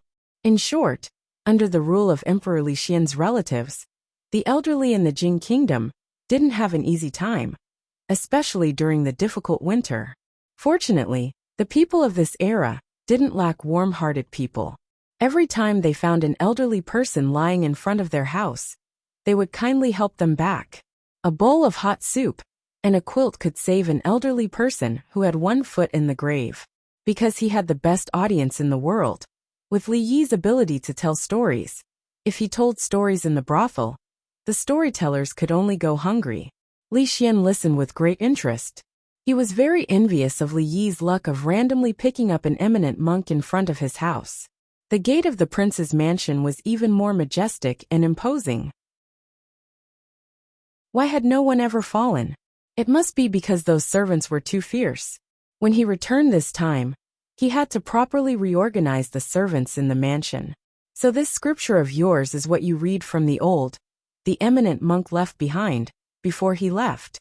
Li Xian suddenly understood and asked, "The scripture written by the eminent monk is of extraordinary value. Where is that scripture now?" Li Yi touched his nose and said, "Once when I was reading in the toilet, I found that the toilet token was gone. I saw that the paper of the scripture was soft, so Li Xian's eyes widened, his face full of disbelief. Looking at Master Tan Yin's appearance, that scripture must be extraordinary. It was very likely that it was written by an eminent monk of the present age. It was incomparably precious and its value was immeasurable. Someone actually used such a treasure to wipe." The smile on the old monk's face had already stiffened. His beard could not help but tremble. A hint of redness appeared on his face, and his breathing also began to quicken. As if feeling danger, Li Yi raised his eyebrows and moved a little closer to Li Yi's side. "Amitba." After a moment, the old monk's breathing gradually calmed down. He chanted a Buddhist name and then asked, "I wonder if the young benefactor remembers the contents of that scripture?" "Of course, I used that scripture to learn to read. I have long memorized all the scriptures in it." Li Yi used his own experience to verify that the saying that monks were tranquil and emotionless was a lie. This old monk was obviously a person of the eminent monk level. Just now, even his eyes were red. If he said that he did not remember the scripture in the scripture again, 18 monks with sticks all over their bodies would jump out at the next moment. "That scripture is very important to my Buddhist sect. This old monk has a presumptuous request. Young benefactor, could you make a copy of those scriptures? In the future, my Buddhist sect will definitely repay you generously. It is also a virtuous deed, and will be blessed by Buddha." All the wrinkles on the old monk's face were revealed, and his turbid eyes were full of smiles. He looked even more like an enlightened eminent monk. "It's nothing. Master, you are exaggerating." Li Yi smiled, equally extraordinary. With just a few words, the tense atmosphere from before finally disappeared and became incomparably harmonious. Copying scriptures was not something that could be completed in a short time. It would take a few days. Of course, Li Yi would not stay in Cold Mountain Temple forever. He made an appointment with the old monk 7 days later. Cold Mountain Temple would send someone down the mountain to retrieve the scripture that Li Yi had copied. A servant from the Li family came to report that old mistress and the others had already left the mountain. The old monk personally sent them out of the temple, which immediately attracted countless people's amazement. They were wondering who those people were, and why Master Sandalwood would personally send them off. After all, the last time His Royal Highness Prince of Wei came, he did not receive such treatment. Along the way, Mississippi Lou's expression was not quite right. When she was about to get on the carriage, she looked back at the old monk. "Master, do you know the 1,000-leaf palm of great compassion?" The old monk was stunned, then shook his head. "What about Arhut fist?" The old monk shook his head again. "Vajra palm. Ijingjing? He doesn't even know the 72 ultimate skills. What kind of master is he?" Mississippi Lou curled her lips and mumbled before getting into the carriage.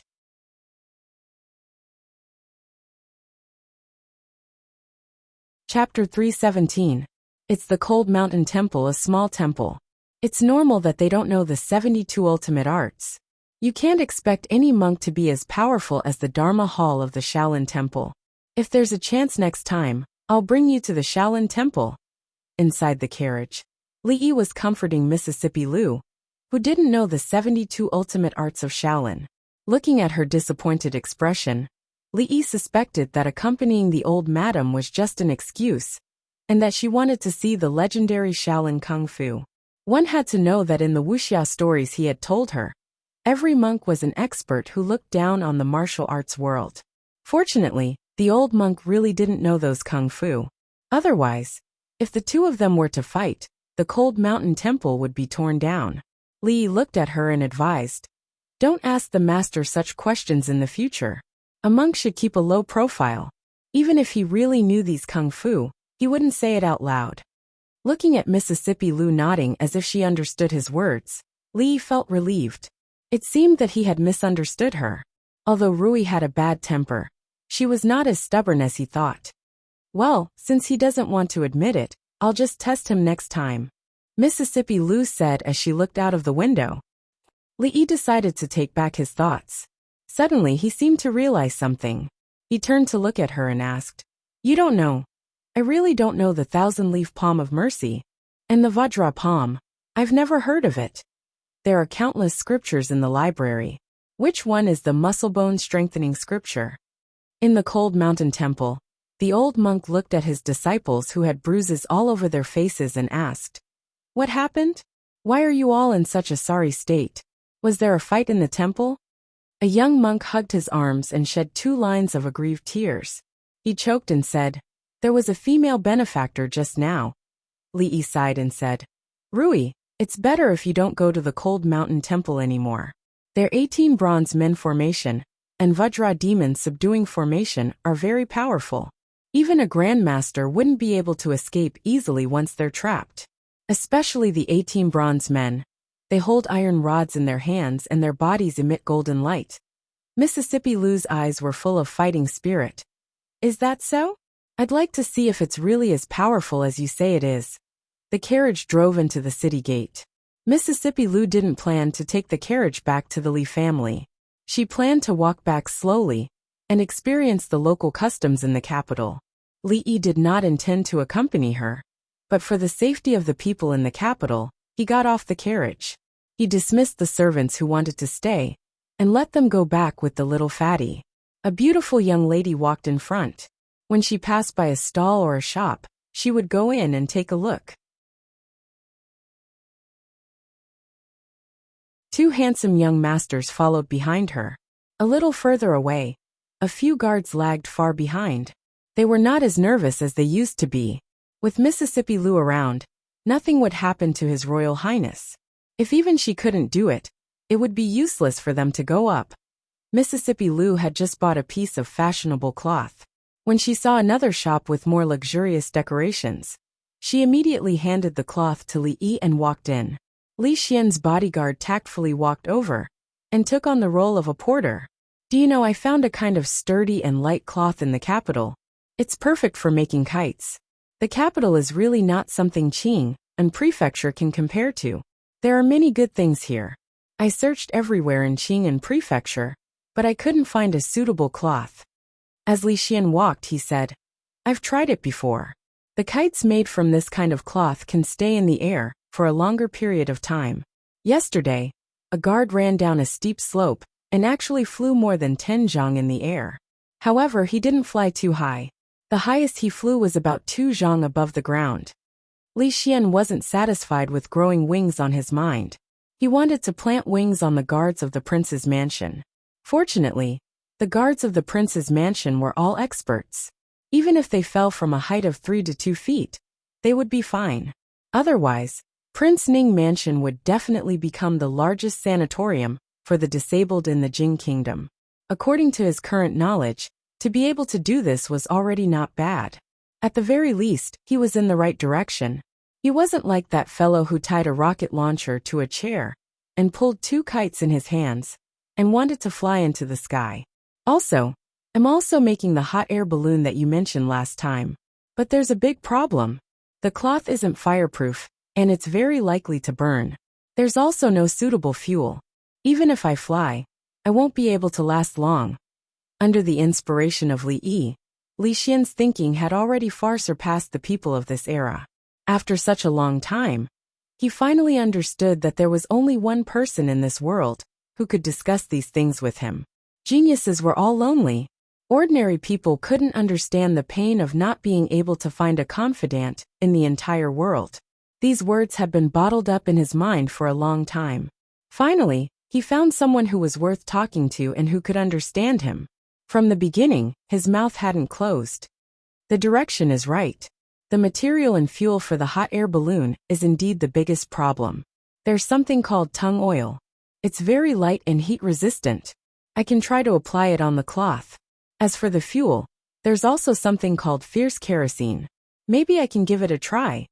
Li Yi had discovered a long time ago that Mississippi Lu had no immunity to good-looking cloth.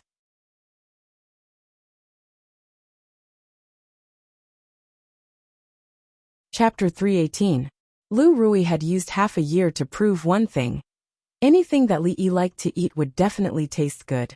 Therefore, after a while, there was another beautiful young lady sitting at the noodle stall eating noodles on the side of the street. In addition to the two noble young masters with extraordinary bearing. The lady stood in the stall, rubbing her hands nervously. The stall had always served uncouth people. Even if they were slightly noble, they wouldn't eat noodles here. She couldn't handle the scene in front of her. The skinny little girl had a faint smile on her face, revealing two cute canine teeth. If she wasn't too skinny, and didn't have much flesh on her face, she would also be a beautiful little girl. "Madam, give me another bowl."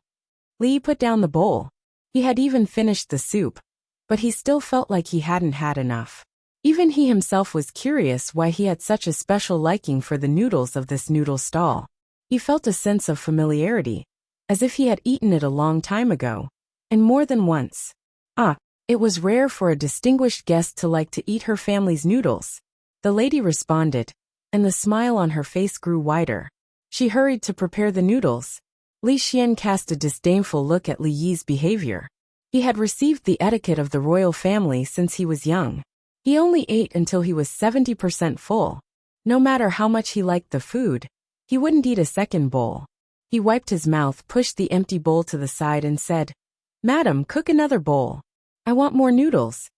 Just now, he clearly saw that the noodles in Li Yi's bowl were at least 20% more than his. How could a dignified heir lose to him in this kind of thing? When he ate the second bowl of noodles, Li Yi slowed down. After all, although the bowl was a little small, the amount was not little. He looked up at the lady and asked, "The sauce that Madam just put in should be a secret recipe passed down in your family, right?" Li Yi had eaten a lot of noodles in his 2 lives, so he was quite knowledgeable about it. The noodles could only be considered average, but the soup was really delicious. It was not inferior to the famous old restaurants in his previous life. In the past, those elegant young masters would never look her in the eye when they passed by. The woman had never met such a kind noble before. She smiled and nodded, saying, "Noble's guess is correct. This sauce has been passed down from our ancestors for several decades. Looks like it's an old shop." Li Yi smiled and said, "The taste of this noodles is inexplicably familiar. I feel like I've eaten it somewhere before." "You're not from the capital, are you?" the woman asked. Li Yi shook his head and said, "Don't call me nobleman anymore. I'm really not from Beijing." Then, young master must have remembered wrongly. Our ancestors were all in the capital, and this secret recipe has never been shown to anyone. It's impossible for young master to have eaten it anywhere else. The nervousness in the woman's heart had almost disappeared. When talking about the secret recipe, she couldn't help but say a few more words. Li didn't continue the question. Perhaps he really had eaten similar noodles before, but it was in another world. After all, there was already a bowl of noodles at the bottom. This time, he only ate half of the noodles and finished the soup. Li Xian rubbed his bulging stomach and imitated the woman to drink the soup. If this scene was seen by the imperial censor, he would at least reprimand him for losing his royal bearing. The woman began to clean the bowls and chopsticks while the little girl wiped the tables and chairs with a cloth. The weather was still cold after the Lantern Festival, but her forehead was covered in a fine layer of sweat. Bang! A muffled sound suddenly came from the side. A large foot immediately appeared on the table that the little girl had just wiped. What followed was a strong smell of foot odor. Lady, it's time to pay the membership fee. Lee covered his nose and looked at the rough man, as if he was looking at a gas bomb. Mississippi Lou had the fastest reaction. She had already pinched her nose and moved far away. The big man's foot was placed on the table next to Li Xian, less than a foot away. Li clearly saw his face turn from red to white, and then green. Then, he suddenly turned his head, and covered his mouth to retch. Seeing him so disgusted that tears were about to flow down, Li secretly sighed. He had eaten the noodles just now for nothing. When seeing the big man, the little girl's face turned pale, and she quickly ran behind the woman. The woman's face was pale. She looked at the big man and said in a trembling voice, "Master Hu, didn't we just pay this morning? Why? Stop talking nonsense." The big man impatiently waved his hand and said, "This is my territory. I can collect whenever I want and however many times I want. If your noodle stall wants to continue operating here, then give me the money." Li looked at this scene in surprise. The security in the capital of the country was actually so bad under the emperor's feet? How could the people collecting protection fees be so brazen? If this was in Qing'an Prefecture, which ruffian would dare to be so arrogant? They would have been beaten half to death by Lu Yi. Ever since he discovered the dark phenomenon of collecting protection fees in the city, under Li Yi's instigation, Lu Yi had thoroughly reorganized the ruffians and idlers in the city. He invited them to the county office for tea for a few days. And after that, there were no more cases of protection fees. Instead, a group of burly men could often be seen picking up trash on the streets. The hygiene of the city had immediately improved a lot. It was said that the magistrate had specially praised County Magistrate Lu for this, and listed him as a role model for other counties to learn from. The woman said with a bitter face, "Master Hu, I really don't have any money. You took all the money this morning. We only did business with a few customers this morning. We really don't have any money." "No money, let me see." The burly man called Tiger Lord kicked over the table in front of him, and jumped inside. He picked up a worn-out wooden box on the ground. After opening it, he picked out a few copper coins from inside, and casually threw the wooden box on the ground. He said, "Damn, it's my bad luck to have met a poor ghost like you." Lu Rui frowned. Just as she was about to walk over, she stopped in her tracks when she saw an officer patrolling the streets not far away. "What are you doing?" Seeing the patrol officer walking over from afar, the man waved his hand and said, "Brother Song, it's nothing. Do what you need to do. I'll treat you to a drink tonight. Don't go overboard." The patrol officer said, waved his hand and turned to leave.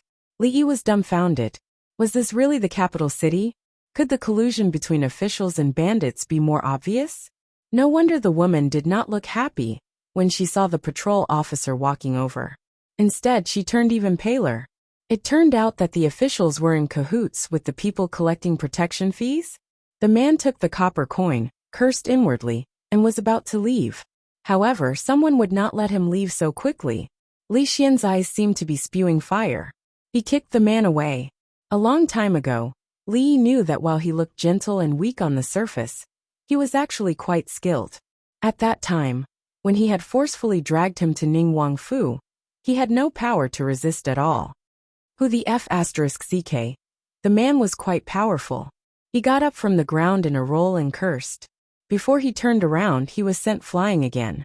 Li Xian pinched his nose. He did not want to go near that guy anymore. He waved his hand, and retreated to Li Yi's side. Most of the time, Li Yi wondered if he had a split personality. When he was serious, he could be elegant and polite, making it impossible for anyone to find fault with him. But when he was hedonistic, he was the standard spoiled brat, swaggering through the streets with a bunch of lackeys. With just a wave of his hand, 2 guards would walk over and trample on the man like a human sandbag. Seeing the elegant young master suddenly become so fierce, the overlord of this generation, Master Hu, could only hug his head and beg for mercy. The woman's mouth was wide open, and she could not come back to her senses for a while. The little girl clutched the corner of her mother's clothes tightly. Tears were still hanging in the corner of her eyes. She stared blankly at the man rolling on the ground and clenched her fists. Chapter 319. Li Xian's face was extremely pale. He held onto the wall with one hand and occasionally retched a few times. Li Yi believed that he wasn't being so cruel to that tiger lord because he wanted to help the weak. When he ate until his stomach was round, the first thing he smelled was the pungent smell. It was already good enough that he didn't vomit out his gallbladder. That bastard! How many months had it been since he washed his feet? Young master, you can't hit him, you can't hit him. The woman rushed out of the noodle shop with a panicked expression. Li looked at the woman and asked with a frown, "How can there be such ruffians in the capital? Don't the officials care? You can't hit him. You really can't hit him." The woman was flustered and hurriedly said, "Young masters, you should leave this place quickly. When the officials come, you won't be able to leave. These ruffians were only robbing some copper coins. How could they compare to the officials? If they fell into the hands of the officials, they would lose their lives." The anger on Li Xian's face was difficult to quell. He coldly said, "I really don't plan on leaving today. I want to see what they can do to me." Because of the special status of the members of the royal family, their every action represented the face of the royal family. Thus, the royal family had very strict restrictions on them. They absolutely couldn't bully the commoners. Otherwise, the censor's impeachment would definitely fly to the emperor's desk like snowflakes. Of course, although they couldn't bully others, they couldn't be bullied by others either. Bullying the kind-hearted members of the royal family would at most be punished. Bullying the royal family wasn't a big crime. At most, they would be beheaded. Seeing that the young master in front of her was determined, the woman's expression became even more anxious. This noble was obviously of extraordinary birth, but how could he be compared to that huge monster? She couldn't drag him down. "You two stop." Two loud shouts came from not far away. Several patrolling bailiffs quickly ran over. Without the crown prince's orders, the two guards wouldn't stop. The fact that the person who offended the crown prince could still scream in pain was simply a humiliation to them. With this thought in mind, the two of them exerted more strength in their hands and feet. "Which thug dares to commit murder in the middle of the street? Stop right now, or don't blame us for being impolite." The leader of the group was the constable with the surname Song, whom they had just met. Before he even walked over, he had already heard the classic sayings of a constable. Clang! The 5 bailiffs drew their swords and surrounded the two of them. "Stop." Li Xian walked over and said calmly. Only then did the 2 guards stop and turn around to look at the bailiffs who had surrounded them. "Who are you?" Constable Song asked. He knew that the person in front of him was the most important person in this group. Li Xian said coldly, "It doesn't matter who I am. What matters is that this bully is doing evil in the street. As an official, why don't you do anything and let him bully this mother and son?" When Constable Song heard this, he felt extremely depressed. This mother***er was just another busybody. If Wang Hu dared to do this to anyone else, he would have been arrested and sent to the government office to have his legs broken. However, the He mother and son were not on that list. The higher-ups had already instructed them to turn a blind eye to their affairs. All the ruffians on the street knew that they could come here to withdraw money when they needed it. As long as they didn't go overboard, the government wouldn't do anything to them. With which eye did you see them being bullied?" Constable Song also snorted and said, "I only saw the 2 of you committing murder in the middle of the street. It was a very bad influence. Come with us to the government office." At the side, Li finally noticed something different. This group of bailiffs and the group of bullies lying on the ground were obviously targeting the mother and son. And they must have some backing. In a place like the capital, there were countless pairs of eyes watching everything you did. If you saw a young master coming out of a brothel on the street, he would either be the only son of a prime minister or the heir of a duke's family. If Constable Song was so arrogant to everyone, he wouldn't have survived until now. However, this time, it was obvious that he had made a mistake. Constable Song didn't think that he had made a mistake. The waters of the capital were very deep. Unlike in other places, where even a small bailiff could do as he pleased in the countryside, In this place where nobility was everywhere, and anyone he picked was a relative of the emperor, he naturally had to be careful. Otherwise, he might lose his head one day. Therefore, Constable Song was very clear about those people who couldn't be provoked. He even had a small booklet to record their names and pay attention to them on a daily basis. He also knew what they looked like. Of course, this person in front of him wasn't one of them. In fact, there were many people like this who were nosy before. However, when he realized that the county magistrate didn't even give face to a marquis, he knew what kind of backing they had. "I'm the one who got you into trouble." The woman's face was pale. In the end, there was only bitterness left on her face. In fact, when Master Hu appeared at the noodle stall, many heads popped out from the shops on the street. They secretly cursed in their hearts. They didn't know who this lady from the He family had offended, but all the bullies on the street picked on her and bullied her. It wasn't easy for her to get to where she was after so many years. This time, she might not be able to keep the money she earned from selling the noodle. However, things didn't develop as they usually did. Wang Hu was kicked away by the thin and weak young master. He was punched and kicked like a dead dog. The young master was in big trouble now that the constables were here. In the past, there were also people who wanted to help the lady from the He family, but they all ended up in a miserable state. I really want to see which way the main gate of the capital county government opens. Li Xian stopped the guard from revealing his identity. He crossed his arms and said with interest, "The constables didn't treat them as ordinary people. After all, they didn't take the county government seriously. They must be people of high status. They might not be able to offend the person who caused trouble for the He family, but they definitely could afford to offend Constable Song." As a result, a strange scene appeared on the street. A group of people walked in the direction of the county government. The two young masters in front were strolling leisurely, talking and laughing. The woman behind them was holding the little girl's hand. Her face was pale.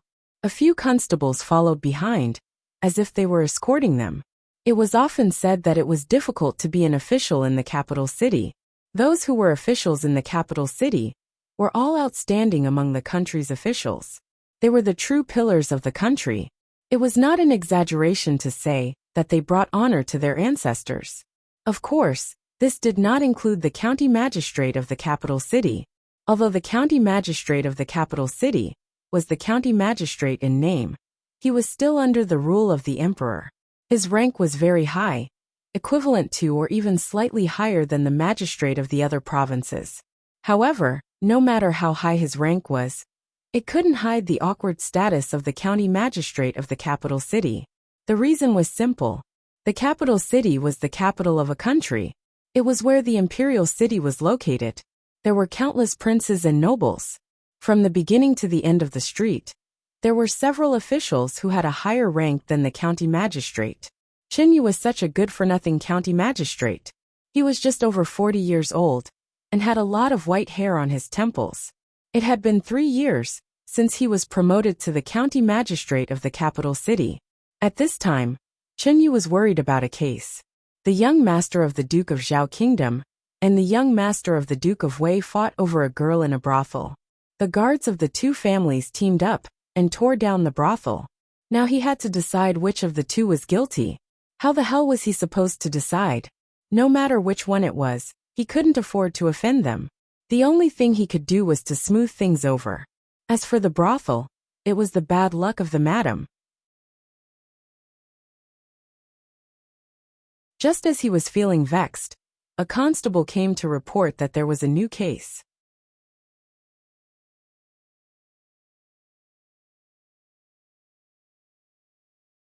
Chapter 320. What case? Chen Yu asked impatiently. I think it's about the lady from the He family. I'm not sure about the details. Constable Song has brought her back and is waiting outside. All right. You can leave now. I'll be right there. Chen Yu waved his hand and said, the matter between the Duke of Zhao Kingdom and the Duke of Wei Kingdom had not been resolved yet. Now there was another trivial matter that needed to be dealt with. Chen Yu was filled with regret. If he knew that being a county magistrate in the capital city would be like this, he would not have used the power of his family to get this position 3 years ago.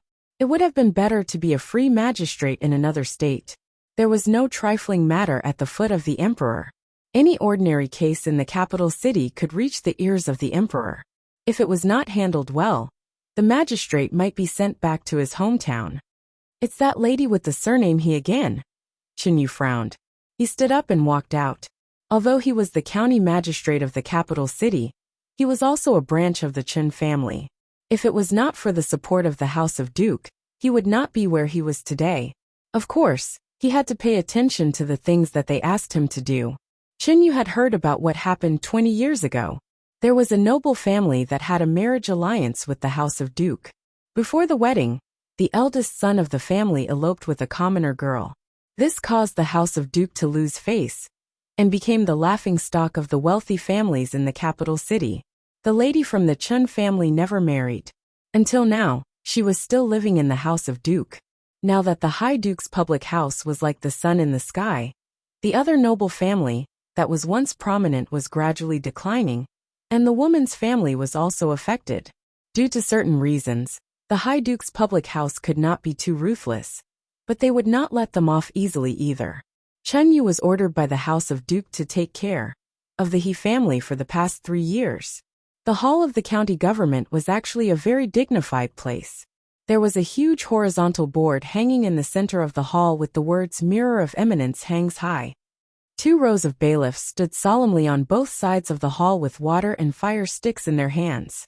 As soon as the county magistrate hit the gavel, they would keep hitting the ground with the sticks and say "mighty" to directly attack the psychological defense of the criminal.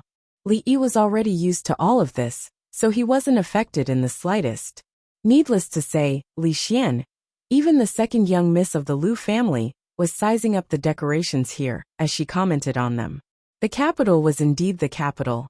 The main hall of the county yamen exuded an atmosphere of grandeur, much grander than the Anqi county yamen. As for the woman and the little girl, they weren't so calm. The woman's face was pale, but she could barely maintain her composure. The little girl tugged at the corner of her mother's clothes, and her big bright eyes were filled with panic. "Little sister, what's your name?" Li Yi walked to her side, squatted down, and said with a smile, "These bastards, if such a little girl is scared, it will probably leave a psychological shadow for the rest of her life." The little girl bit her lips. After a long time she said softly, "Duanwu. Duanwu, what a nice name. You treated me to noodles just now. Now I'll treat you to something, okay?" Li Yi said, looking at her. The little girl shook her head, looked at him, and said timidly, "To eat noodles, you have to pay for it." "Duanwu, what are you talking about?" The woman pulled her behind her and hurriedly said to Li Yi, "Young master, don't listen to her." Hearing this, Li Yi was stunned, and then he laughed. He turned to look at Li Xian and asked, "Do you have money with you? You forgot to pay for the noodles just now." Of course, Li Xian wouldn't bring money with him. A guard who was perceptive handed him an ingot in time. Mother change. As if influenced by Li Yi, the little girl wasn't as scared as before. She took the ingot and handed it to her mother. She had only seen broken silver before, and she knew that whenever a customer paid with such things, her mother would always get back a lot of copper coins. "You're so rude, return the money." When the woman scolded the little girl with a straight face, Li Yi waved his hand and took out a paper bag from his chest. After opening it, he placed it in front of the little girl and said, "Can I treat you to something now?" Inside the paper bag was the candied plums that the little fatty had given him. In exchange, Li Yi had to hide the fact that he was fighting outside. As for the bruises on his face, the official explanation was that he fell down. Of course, this fall had to be very skillful. Ordinary people wouldn't be able to fall like this without 8 to 10 years of martial arts. The little fatty might be gifted. It just depended on whether his parents believed it or not. It had to be said that the little fatty was quite accomplished in the art of eating. The candied plums that he gave to Li Yi were the best of the best. Smelling the fragrance of the candied plums, the little girl swallowed a mouthful of saliva, but she didn't immediately reach out her hand. She looked up at him, and a trace of desire flashed in her eyes. She asked, "Do I need money? This is Big Brother's treat." "It's free," Li Yi said with a smile. Thank you, big brother. The little girl finally reached out her hand and only took one piece. She split it in half and handed the extra half to the woman. She turned back to look at Li Yi and said, "Next time, I'll treat big brother to noodles. It's free." The surrounding bailiffs were all dumbfounded.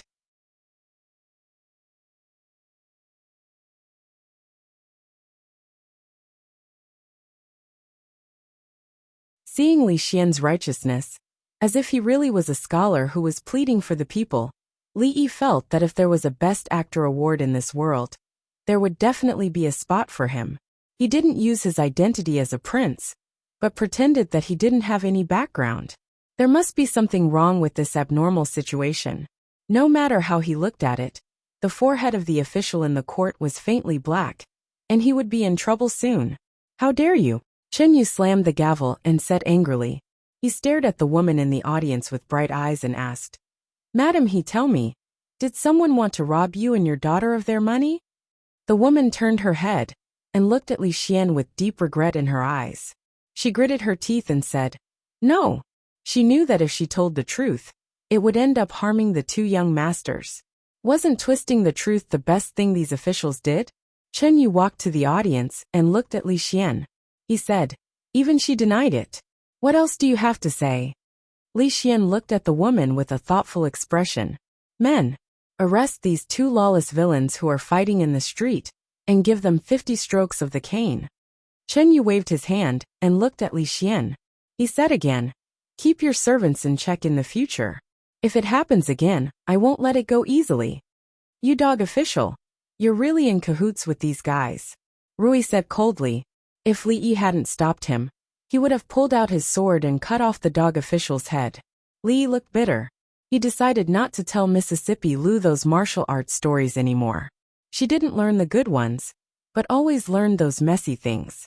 Killing dog officials and eliminating evil officials were the work of the Condor hero.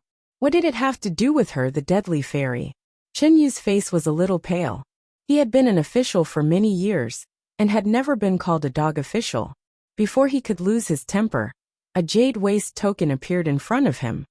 The supervisory censor of Jiangyi province. Chen Yu was shocked. He looked at the jade token carefully, and his face suddenly changed. The supervision system of the Jing Kingdom was mostly inherited from the previous dynasty. The supervisory censor was in charge of supervising the officials, patrolling the counties, and correcting the prisons. Although they were not high-ranking officials, they had a wide range of authority. Princesses, princes, nobles, and officials were all afraid of these censors. Even if Lord Chun did something wrong, these censors could still not give him face, let alone a small capital magistrate. However, when did the supervisory censor of Jiangyi province change? And he was such a young man? The token that represented his identity could not be fake. Chen Yu's face changed, and he said with a smile, "I didn't know you were coming, supervisor. I didn't go out to greet you. Say no more." Li Xian waved his hand impatiently and said, "I'll report what I've seen and heard today to His Majesty. Take care, Your Excellency." The supervisory censor had the right to meet the emperor directly. Chen Yu felt his vision go black, and his body swayed a few times. Immediately, a runner came over and supported him in time. Since he was the supervisor, why didn't he say so earlier? He had obviously dug a big hole for him to jump into. If Chen Yu knew what the entrapment law enforcement was, he would not have been so careless. Unfortunately, it was all too late now. Seeing that the few people had left the hall, Chen Yu forced himself to stand up straight and said hurriedly, "Prepare the carriage. We're going to Lord Chen's mansion." "How did you become the supervisor?" Li Yi asked Li Xian in surprise outside the county government. "It's just a convenient identity. The capital is not like Qing'an Mansion. With this token, it will be much easier to get things done," Li Xian said. Li Yi looked at him enviously. He had to admit that His Majesty treated him very well. The emperor had even thought of this. Although the supervisory censor was a low-ranking official, he was in charge of a lot of things. He could even manage the affairs of the royal family. The emperor treated him like his own son. No, even the emperor's own son did not have such preferential treatment. "Don't worry. Since I've come across this matter, I will definitely get to the bottom of it. Li Xian turned around and said to the mother and daughter, Thank you, Your Excellency. The situation had turned around so quickly that the woman had not yet recovered from the shock. Hearing Li Xian's words, she hurriedly bowed and said, although she did not know who this excellency was, a glimmer of hope was ignited in her heart when he saw that even the county magistrate did not give face to him. Now that things had developed to this point, it was clear that the mother and daughter were no longer involved. Perhaps it was because he had been disgusted earlier, but Li Xian was obviously very serious about this matter. It was better for the county magistrate to clean up his mess. Otherwise, he would not be able to escape this time. Li Yi had rejected the invitation to visit his late son's mansion. There was still a matter at home that had not been taken care of. The chubby boy thought that his plan was flawless and wanted to use the excuse of falling to get away.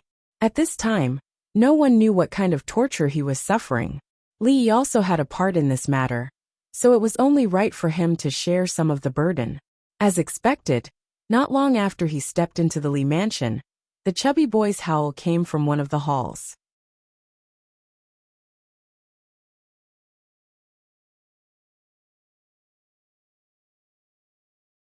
Although the Li family has declined, we are not a family that can be easily bullied by others. Our Li family has let them down for what happened back then. However, we have already repaid what should be repaid after all these years. The only person we owe is that child from the Chen family. At this time, the old woman who had been silent all this while stood up and said, this matter was the Chen family who broke the rules first. Inkai didn't do anything wrong, neither did he. This is a matter between children. If the Chen family still cares about their reputation, they won't pursue it. As for Er's friend, it's his first time in the capital. Why would he have a friend here?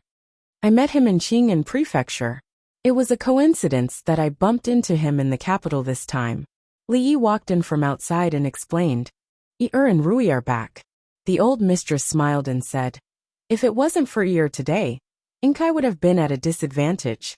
We are all family, so we should help each other. The old mistress had lived for a lifetime. From the glory days of the Li family until now, she had seen too many things. She knew the root of a family's longevity. She was actually very satisfied with Li Yi's actions today. Yes. Big brother's kung fu is amazing. You must teach me. The next time I see Chen Xiaotian, I can send him flying with one kick. Seeing Li Yi, the chubby boy was obviously in high spirits. He ran over excitedly and said, the scene he saw on the mountain was still deeply engraved in his mind. Hiss! Before he could finish, he sucked in a breath of cold air in pain. Lady Yin pulled his ear and dragged him back. Lady Fong laughed coldly and said in a strange tone, Haha, Inkai didn't lose out, but we have offended the Chen family again. That year, Big Brother abandoned the third daughter of the Chen family and ran away, causing the two families to become enemies. Now, Big Brother's family and the Chen family probably have a feud for generations. Knowing that she had always held a grudge against Big Brother's family, Li Mingzi frowned slightly. In front of so many people, he couldn't reprimand her.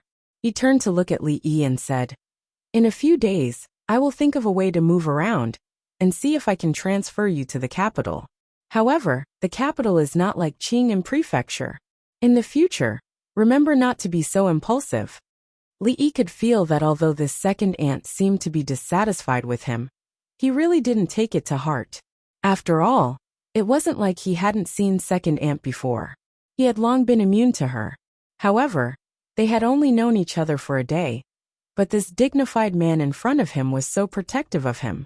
He really was like an elder in the family, which made him feel slightly touched. As for the transfer, Li Yi didn't say much. Although he was only a small county lieutenant, no one could transfer this position unless the emperor said so. Li Yi felt that it was good to be an idle county lieutenant in Qing'an Prefecture. He could train a few capable subordinates and live a perfect life with only a salary and no work. Wasn't it much easier than working hard in the capital? It would be best if His Majesty had long forgotten about him. This ideal would become reality. Thinking about it, the emperor was very busy. He had to deal with thousands of affairs in the day and thousands of concubines at night. Anyway, he was very busy during the day and night. He was just a small character, so he probably wouldn't care about him. Oh right, it's best to let your friend in the capital leave the capital as soon as possible. If he is found by Duke Chun, I'm afraid it will be very troublesome. Li Mingzi reminded again. In his view, Li Yi's friend naturally wouldn't be someone powerful. He was far from being able to compete with Duke Chen. Li Yi nodded, but he didn't take this matter to heart. Whether Li Xian left the capital was naturally not something he could control. It would be fine if they didn't investigate. If Duke Chen found out about him, who knew who would be in trouble? Investigate, we must find out who they are. In Duke Chen's mansion, a few guards with broken legs were lying in rows outside, wailing in pain. A beautiful woman pointed at the few people in the room and said loudly. She looked at the young boy in her arms with a swollen face and tears in his eyes. She gritted her teeth and said, "The Li family, it's the Li family again. 20 years ago, they made our Chen family lose face. Today, they treat my son like this. I will not let you go. Where is Chen Yu? Let him handle this matter. He will go to the Li family to seek justice for my son." Beside her, a middle-aged man looked at the guards wailing outside the door. His face was also gloomy. "Li Qing, other than the Li family, have you found out the identities of the others?" The middle-aged man looked at Chen Liqing, who was standing there with his head lowered, and asked calmly. Hearing this, Chen Liqing trembled and immediately said, "I only know that there is a person named Li Yi, from Qing'an province. I don't know what relationship he has with the Li family. As for the person who ordered the guards to break one of their legs, I haven't found him yet." The middle-aged man's frown deepened. At this moment, someone walked in quickly and whispered a few words in Chen Liqing's ear. Hearing this, Chen Liqing immediately walked in front of the middle-aged man and said again, "I've found out. The young man named Li Yi is the eldest grandson of the Li family who just returned. He is the son of the eldest son Li Minghan, who left the Li family 20 years ago. A few days ago, the Li family had been sending people to search for him. He only arrived in the capital yesterday." Just as Chen Liqing finished speaking, a strange sound came from behind the screen in the hall.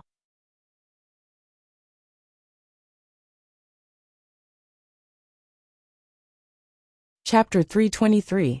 What? You're saying? Li Minghan is back. Hearing Chen Liqing's words, the middle-aged man's eyes flashed and his expression darkened. Yes, I heard this from a servant of the Li family. It shouldn't be wrong, Chen Liqing said apprehensively as he looked up at the middle-aged man. Seeing the expression on his uncle's face, he knew that the rumors about the grudge between the Chen and Li family 20 years ago were probably true. The gorgeous woman raised her head and said fiercely, "Li Minghan and that bitch still dare to come back. Not just us, but the Li family probably can't tolerate them anymore. Will Li Mingzi return the position of family head to him? Even if he's willing, the Li family won't be willing, right? Li Minghan left all those years ago and delayed my little sister for 20 years. Now that he's back, let's settle old and new debts together," the middle-aged man said gloomily. When he said that name, there was an unconcealable disgust on his face. "Don't tell my little sister about this for now. Let Chen Yu go directly to the Li family to arrest them. There's evidence, and no one else can say anything." When the middle-aged man looked at the guard with the broken leg, his eyes suddenly flashed with a cold light. If one of these people had died from their injuries, things would have been much easier to deal with. Although the Li family had declined, they were once a prominent family that couldn't be underestimated. Even if the Chen family wanted to target them, they couldn't do so unscrupulously and would meet with great resistance. If not for this, the Li family would have been pushed out of the capital long ago. Chen Yu can't even protect himself now." A cold snort sounded from the door. Another middle-aged man, with a dignified expression, walked in. Behind him was the pale-faced Chen Yu. Chen Guogong was already old, and he was more of a deterrent in the Chen family. The person in charge of the daily affairs of the Chen family was the current Chen Guogong's eldest son, Chen Qing. How is this possible? Chen Yu is doing a good job as the Chen family's magistrate. Why would Big Brother say this? Could it be that someone is targeting the Chen family? Chen Chong said in shock. Losing a capital order was nothing to the Chen family, but knowing that Chen Yu was a member of the Chen family, they still wanted to make a move on him. The meaning behind this was not ordinary. I heard that little Tian and the rest had a conflict with someone outside? Chen Qing didn't answer, but asked a question instead. Big brother, you have to seek justice for little Tian. The beautiful woman wiped her tears and said, look at how little Tian and the others were beaten by the Li family. Also, my Chen family's guards all had one of their legs broken. This is not beating them, but slapping our Chen family's face. I'm afraid it's not just the Li family, right? Chen Qing asked again. The woman said with a face full of resentment. Yes, if they didn't have an accomplice, we wouldn't have suffered such a big loss. That person didn't put our Chen Guogong public house in his eyes at all. I've already sent people to investigate. I won't let him go so easily. Chen Qing sneered and said, of course they wouldn't put our Chen family in their eyes. His Majesty's body is unwell, and the princes and princesses are all praying for His Majesty. Ning Wang Shitzi and Shitzi Fei are also in Jing City. Today they went to Cold Mountain Temple, and were offended by this group of blind dogs. Tell me, who would you not easily let off? What they are? How is this possible? The beautiful woman's face suddenly turned pale when she heard this.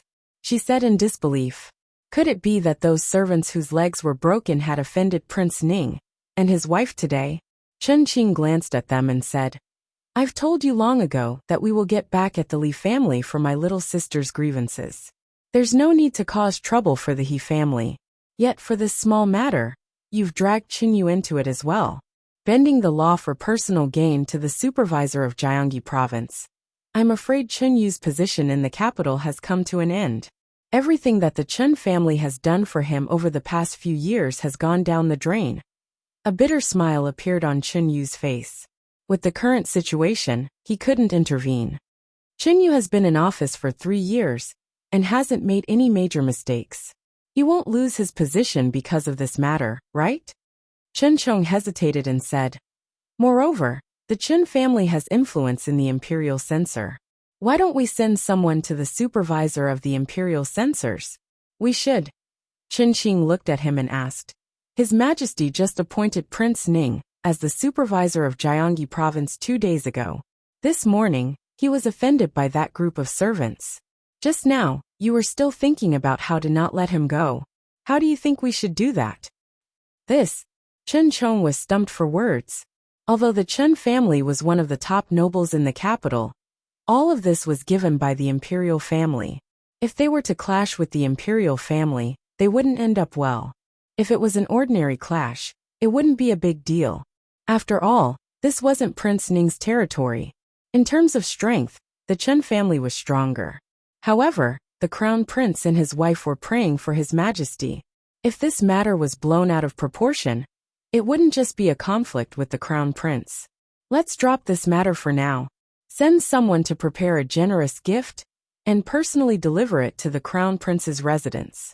Tell them that it was the evil servants of the family who offended His Highness.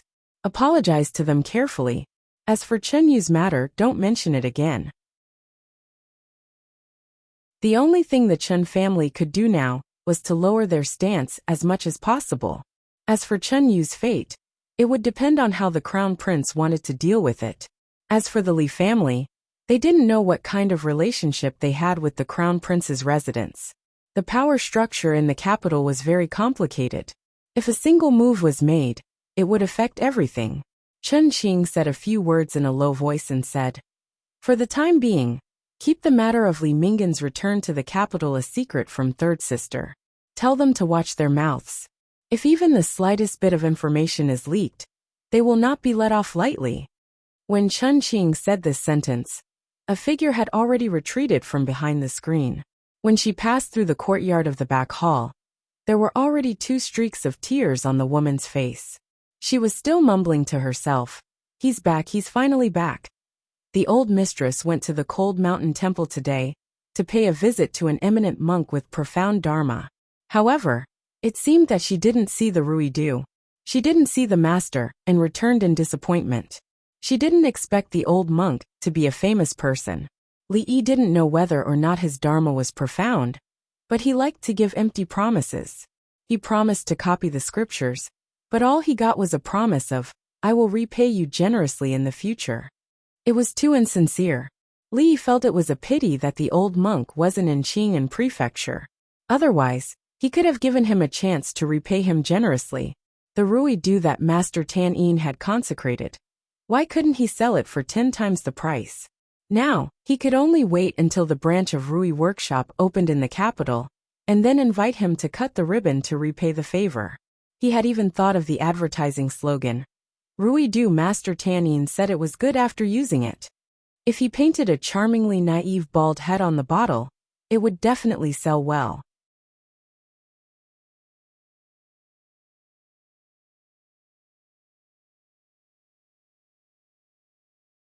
Chapter 324. The skinny little girl sat on a big rock at the entrance of the alley, looking at the pedestrians coming and going on the street. She took out a small cloth bag from her bosom, opened it layer by layer, and a faint sweet smell filled the air. It was a small piece of candied plum. The girl carefully tore a small piece from the edge, wrapped the rest, and hid it in her bosom.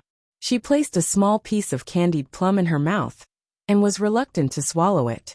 Only when the taste that was sweeter than honey was completely gone did she carefully chew it. She took out the small cloth bag again, and repeated the action just now. She had been eating the half piece of candied plum that her mother gave her in the inn like this for a whole day. In his memory, this kind of fragrance could only be smelled at the entrance of a shop called 10 Miles Fragrance. Furthermore, he couldn't be discovered by the shop's employees. They would chase him away while scolding him as little beggar. She was not a beggar. Although she didn't have beautiful new clothes to wear, she always washed her clothes clean, cleaner than all the children she had seen. Customers didn't like a dirty girl in a noodle shop. She didn't like the staff of Ten Li Xiang. They always called her little beggar. She liked the brother she saw yesterday, because he treated her to delicious food. The next time she saw him, she must treat him to noodles free of charge. Her grandmother was sick, and her mother didn't go out today, so she definitely wouldn't see that brother today. The little girl was a little disappointed. No one had ever praised her name, except for her mother and uncle. Everyone looked at her strangely. Even her father was no exception. Since the day her father sent her and her mother back to her grandmother's house, she hadn't seen him again. He Duanwu, little beggar, mother gave birth, no father to teach me. A group of children ran over from a distance, pointing at the girl sitting on the rock, laughing and talking. The girl didn't look at them, sat up, patted the dust off her body, turned around, and walked into the alley. The group of children obviously didn't want her to leave like this, so they sped up, ran over, and surrounded her. She was about to walk out, but was suddenly pushed by an older child on the shoulder, causing her to fall to the ground. He Duanwu, why didn't you clean the table today? Your family doesn't sell noodles. He Duanwu, I saw your father on the street today. The oldest of the children seemed to be 10 years old, and the youngest was only 5 or 6 years old. They were talking one after another. The girl got up from the ground and bit her lip. She wanted to get out of the crowd, but was pushed back in. These years, the He family's life has not been too good. Elderly sighed and said, back then, young Master and Miss He left the capital city and embarrassed the house of high dukes. Although the Li family has been declining, they still have a foundation in the capital city. They still have to be careful when they do things. But the He family is different. Miss He's father was already seriously ill, and he passed away after a few days. The He family's eldest son was already engaged, but due to the pressure from the house of high dukes, he quickly came to cancel the engagement. Your other aunt was also delayed for a few years before she was married, but she was sent back by her husband's family in less than 2 years.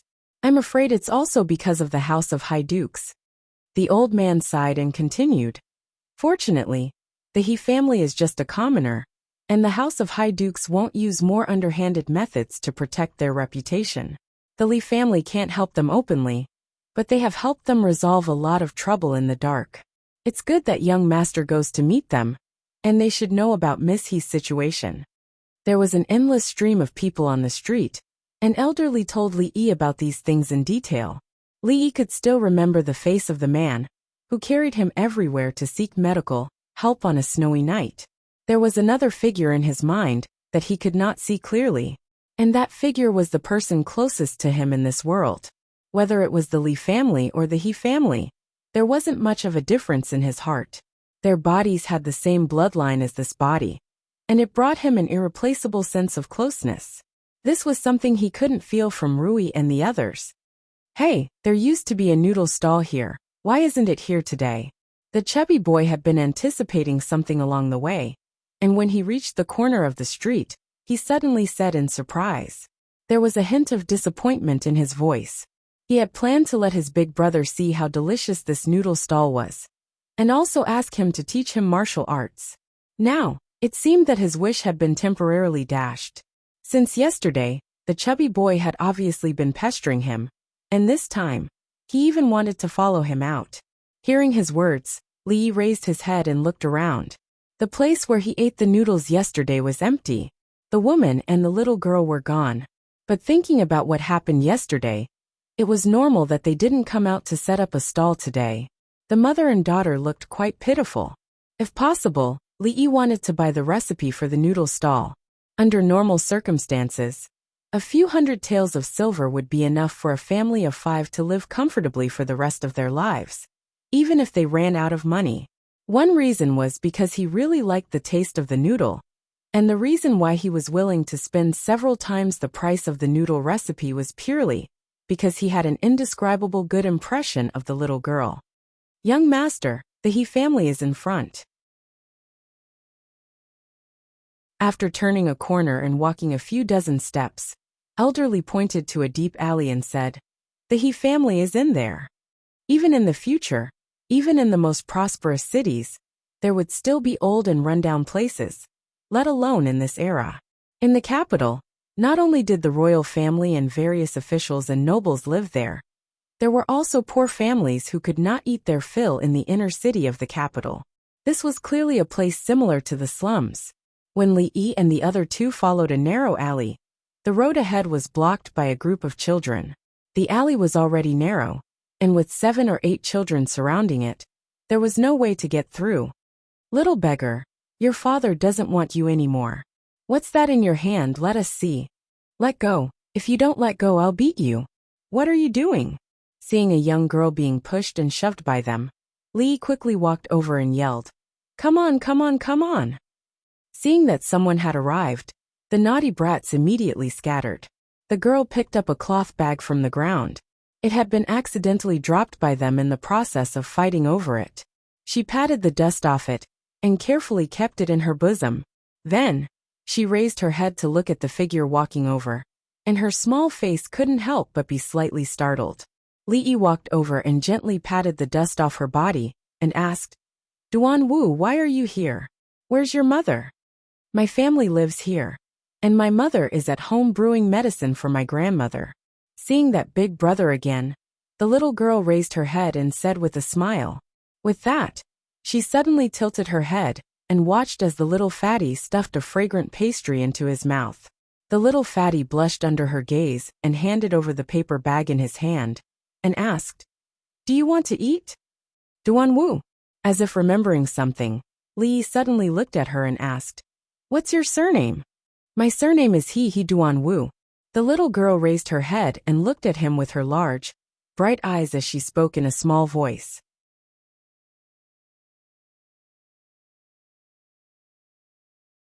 Chapter 325.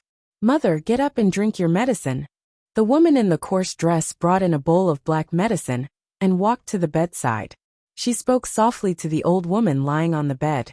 Cough, cough. The old woman had a head full of white hair, and her face was full of wrinkles. She stared blankly in front of her and tried to sit up. The woman hurriedly reached out her hand. Where did you get the money to buy medicine? The old woman grabbed the woman's hand and stared blankly at the door. At this moment, the woman could clearly see that there was no spirit in her eyes. She must have been blind for a long time. Business has been good these days, so I saved some money. The woman placed the bowl of medicine next to the old woman's mouth and said. The old woman murmured, What's the point of wasting this money? This old woman doesn't have many days left to live. It's better to save it for Duanwu. Mother, don't say these things anymore. Hurry up and drink your medicine.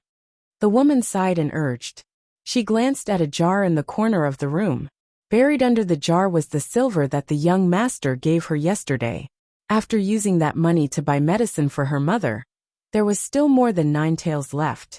If she used it sparingly, it would be enough for a family for a few years. She must not let those people find it. Those 2 young masters were good people. Good people should be rewarded. She silently prayed in her heart that nothing bad would happen to them. The old woman silently drank the medicine. The woman picked up the bowl of medicine. Before she could put it down, a clear voice came from outside the door. Mother, I'm back. Hearing the girl's voice, the woman's lips curled into a smile. Tomorrow, she would go out and buy a few feet of flowery cloth to make a new dress for Duanwu. She had wanted a beautiful flowery dress for a long time. The little girl happily jumped into the room and stuffed a white thing into the woman's mouth. She happily asked, Mother, is it sweet? Before she could react, a few figures walked in from outside the door. The woman's expression changed and hurriedly protected the little girl behind her. Could it be that those people had come again? The first thing that came into view was an old face. The woman was slightly startled, and the vigilant expression on her face disappeared. All these years, every time they encountered a problem that they couldn't solve, this old man would appear. Although they had never talked to each other, she could roughly guess his origins. When another familiar face appeared before her eyes, she stood up immediately. Did someone come? The old woman couldn't see, but she could feel that there was an outsider in the house. From the looks of it, it didn't seem to be those villains who often came. Her son worked during the day and only came back at night. She felt strange in her heart. How many years had it been since outsiders came to this house?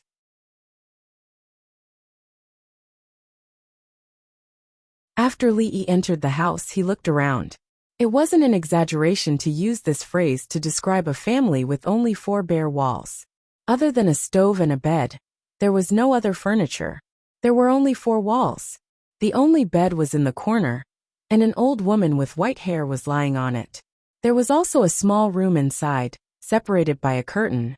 Through the gap, one could see some clues. The space was not big, probably only enough for a bed. Benefactor. The woman hurriedly walked over, rubbing her hands. She seemed very nervous.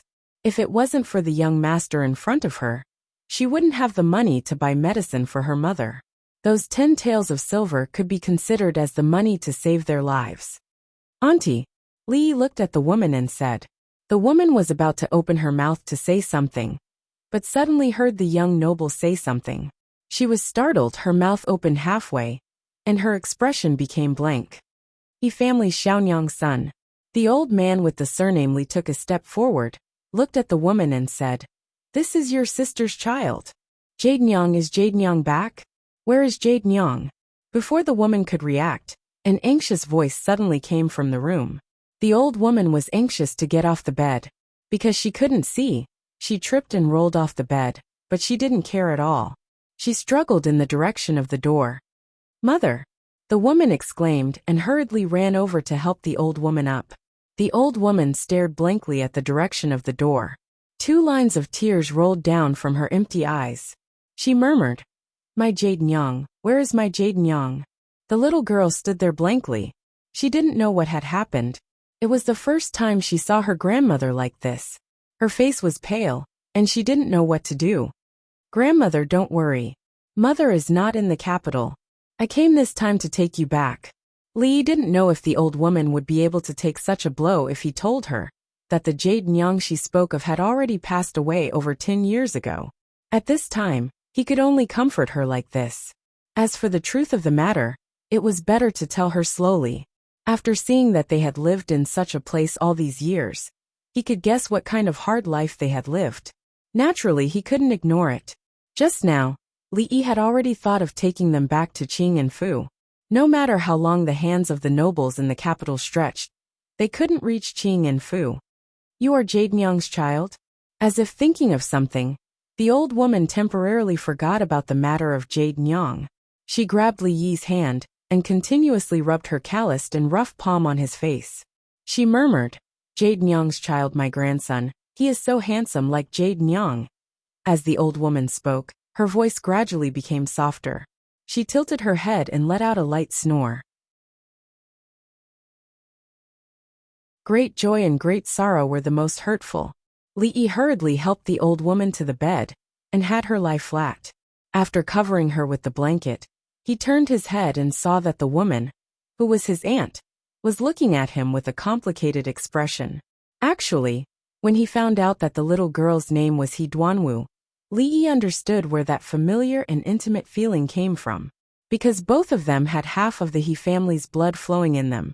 And the reason why he was familiar with the stall's noodles was probably because he had eaten it when he was young. "Aunt Xiao, pack up. We'll leave today." From Uncle Li, he found out that the youngest daughter of the He family was called He Xiao. Li looked back at the old woman and said, "Okay." Hearing Li Yi's unwavering tone, the old woman opened her mouth and finally spat out a word. Seeing that the little girl was standing there in a daze, Li walked over and rubbed her little head. The old woman followed and looked at the little girl. She said, "Duanwu, this is Big Brother." The little girl nodded mechanically and raised her head to look at Li Yi. Using a mosquito-like voice, she said, "Big Brother." Her little brain still hadn't figured out what had happened, but she knew that this Big Brother was different from the one she had silently called out in her heart. You're tuning in to the Journey of the Soul YouTube channel. Don't forget to subscribe and join us on this journey to catch the most captivating stories.